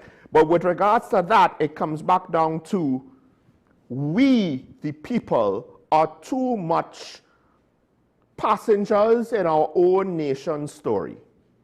Not just passengers, but we're passengers that literally we just want to sit at the back of the bus, say nothing, do nothing, and assume everything's going to work out. Meanwhile, the bus is one of those crazy buses in Southeast Asia or Latin America or whatever, and it's going downhill on a winding mountain road, and the driver wants to drive it fast and seemingly reckless. Are we okay with it? We might not be okay with it, but no one's saying nothing. No one's, at the very least, no one's saying, stop the bus, I want to get off, right? We're just kind of tolerating it. And it's only when every 5 years we have a new election, get to the next station, then we'll say we need a different driver. All the while not understanding the risks of just allowing things to happen to us from point A to point B. So, I don't think that the current administration is worse than the previous administration. Maybe towards the end of the next 4 years we could say that.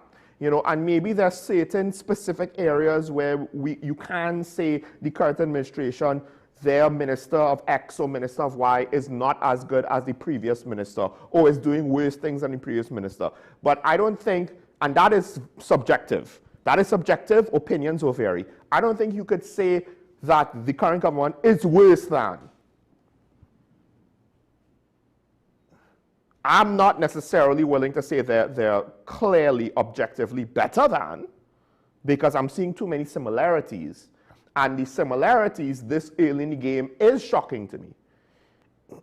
A lot of our problems at the end of the day, and this is the thing, I understand what people say, what are the solutions, what are the solutions, what are the solutions? Well, think about what the solutions are to the problems that I identify in the show.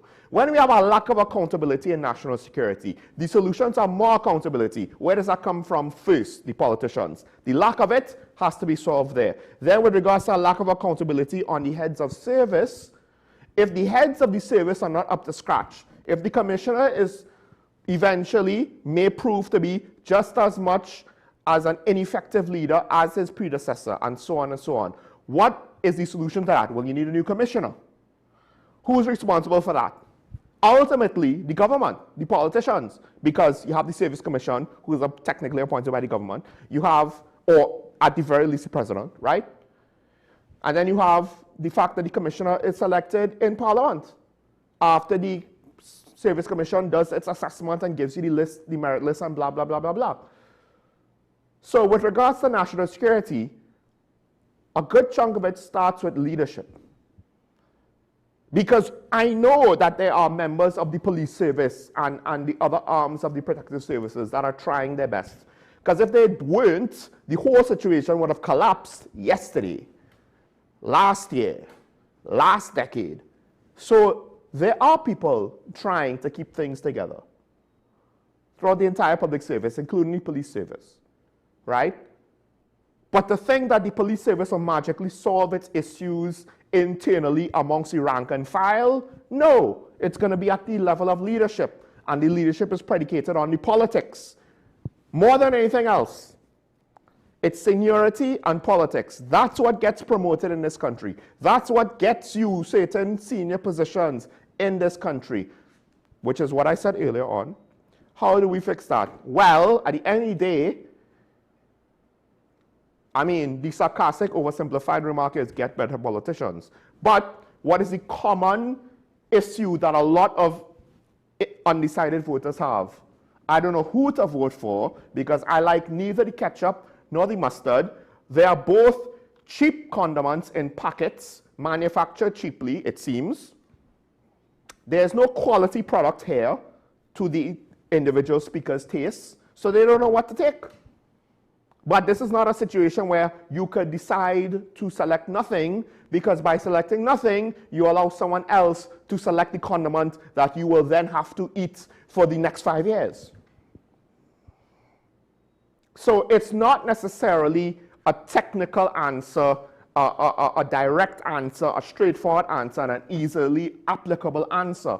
But to me, it all comes back down to, and maybe this is why I say it somewhat regularly, the political process has to improve. Because we missed our opportunity to have a strong leader like Singapore who's going to force the issue from the beginning. And so far, we can elect strong leaders who will force things through. But they're not forcing things that we like. They're not. And ironically, if we had a leader like Singapore's first leader, I would argue, given our society, we'd find fault with him and kick him out. Because it's too hard.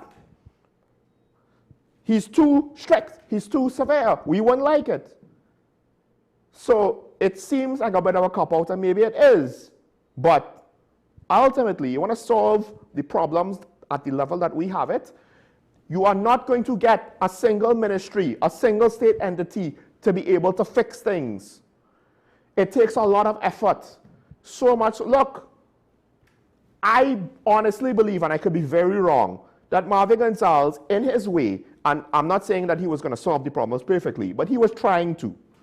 Whether or not he would have actually solved everything, that's very debatable. But I do believe he was trying to, and he was making some headway. Some headway. To what extent, again, that is also subjective. But look how much effort, political effort, and political capital expenditure and financial it was taking. And then with one election cycle, it's more or less all reversed. When the government said after Petrotrin, next comes WASA, did anyone say, don't touch WASA, there's no problem with WASA? I don't remember hearing anybody say that. And talking point was basically saying, we're still waiting on fixing WASA. Now granted, would the PNM have properly fixed WASA? I don't know. There's a lot to suggest that the answer to that would be no. But we'll never know because the government changed and they basically said, the new government said, there's nothing wrong with WASA. They were only ever wrong when the PNM was running it. But now that we have come, we've sprinkled the magic fairy dust on WASA, and WASA is now the best thing ever. Nothing to see here, no changes needed. So I could say, if an issue with WASA props up, this is what needs to be done with WASA, blah, blah, blah, blah, blah. Until there is a political incentive for the politicians to change things, it ain't gonna change. Everything has to start there, everything. In part because a lot of our problems also start there. And if you wanna say, you're being cynical and stuff, that's fine. Because now it's 5 years. On some level, the problems are the same. I've had EDCO to speak on this before. I think at least twice. In 2 separate years, on the same topic. Now we have a new government. Is the Nursing Association saying, happy days, things are improving. I think everybody had that hope from April the 29th, 2025. And then depending on who you were and your perspective and what your starting point was, your opinion started to change over time. Not everybody's given up hope. I have not necessarily given up hope. Hell, I had something positive to say about the Minister of Homeland Security today. I understood where he came from with regards to interacting with the public and trying to interpret what it is we want or don't want or blah, blah, blah.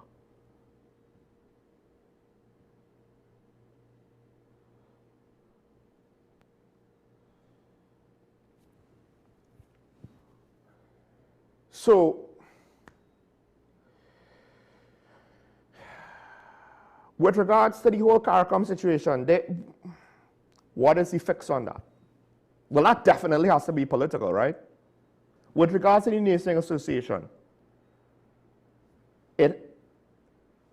we are relying on the political appointees to fix the problem for us.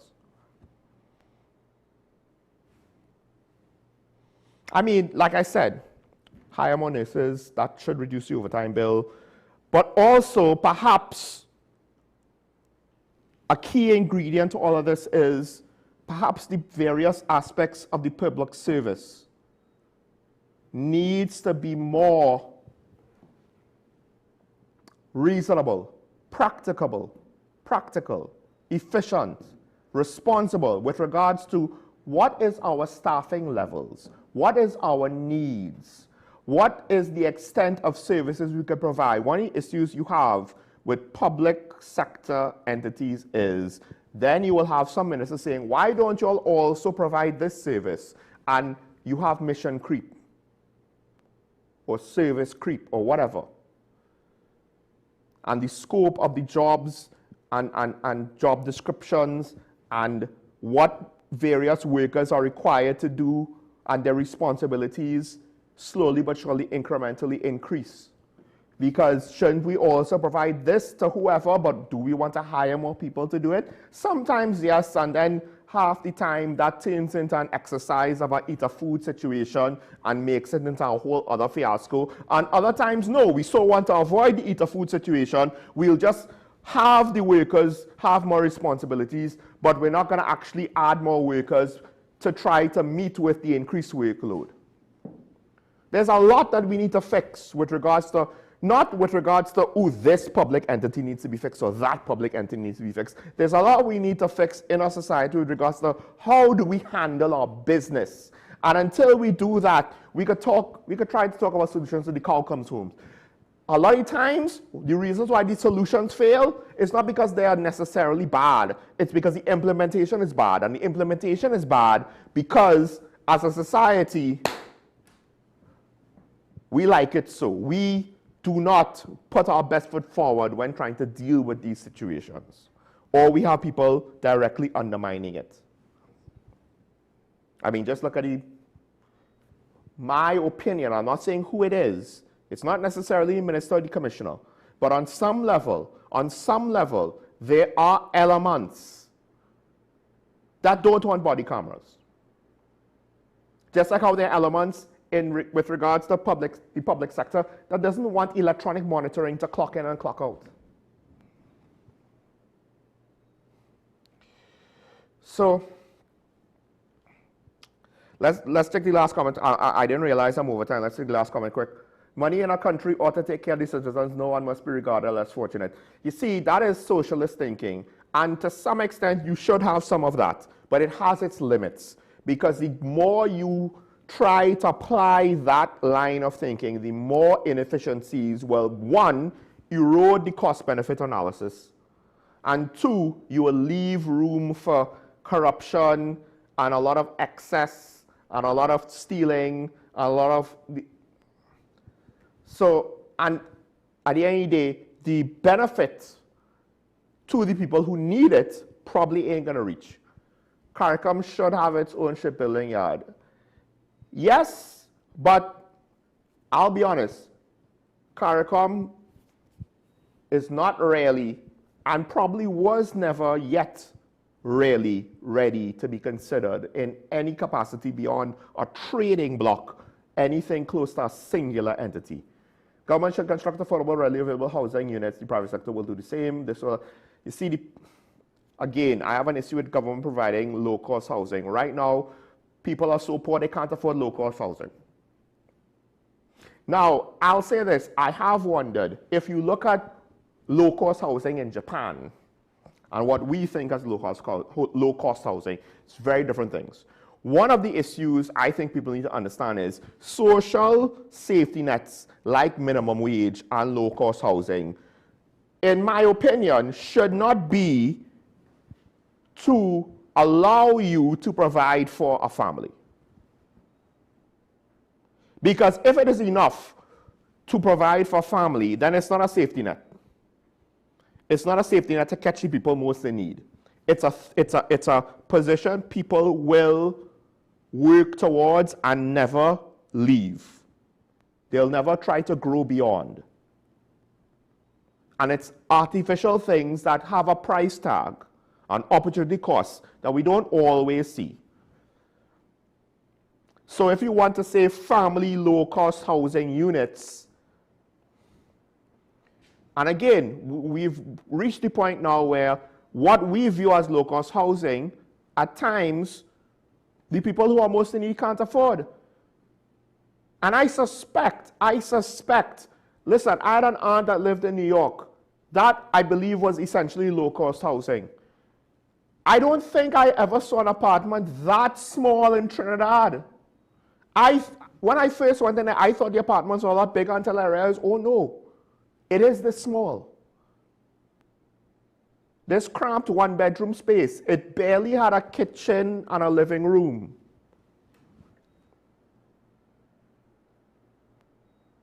That was what low-cost housing was. And in places like Japan, it's even smaller.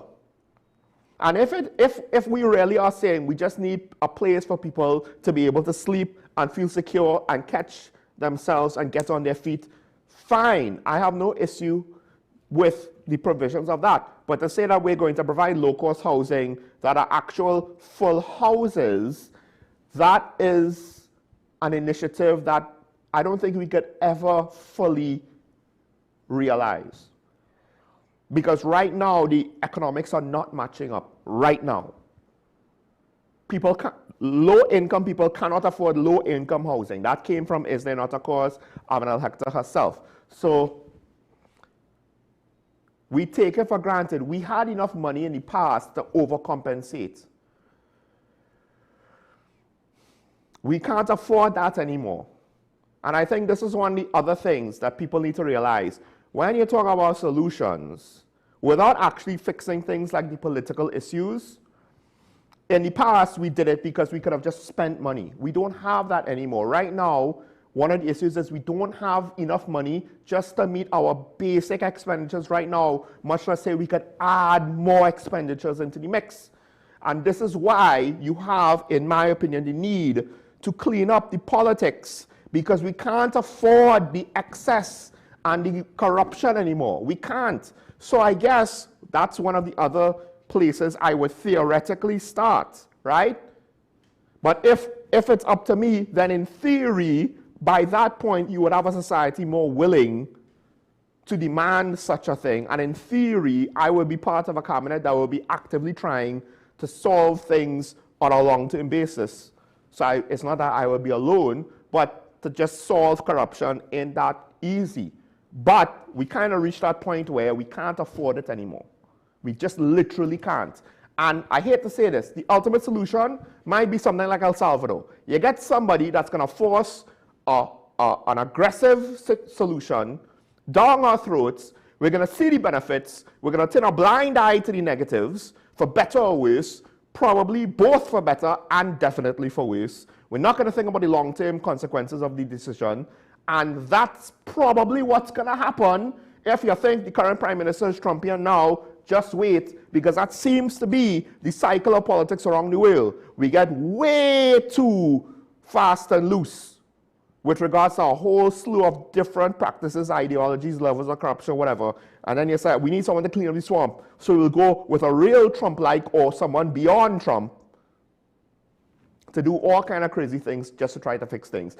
And if we're lucky, we'll end up like Singapore. And if we're unlucky, who knows what will happen. But I'm way over time, so I want to thank all of the commenters and the callers. I'll just say this last thing about CARICOM, right? Why wasn't Trinidad and Tobago in the room when it mattered most? That is a question we have no clear indicator to, because we don't even know for certain if Trinidad and Tobago knew, according to the head of CARICOM, that decision was made on the spot after they knew that we weren't going to be there. I'm not saying it was intentional, but I am saying chronologically, based on the chairman of CARICOM, that seems to be what happened. Make of that what you will. Until tomorrow, stay safe. Remember your allegiance to the Republic and to each other. Don't forget, it's nice to be nice. I apologize if you don't like the cynicism that I was displaying today. It is what it is. I am potentially becoming more cynical when I am allowed to just stew in my own thoughts, because I am not seeing necessarily the improvement over the course of 5 years. Forgive me. Until then, try and have a good day. Don't follow my example, obviously. And we'll see you tomorrow, hopefully with the good lady. Maybe she'll have some positive things to say. Who knows? Bye-bye.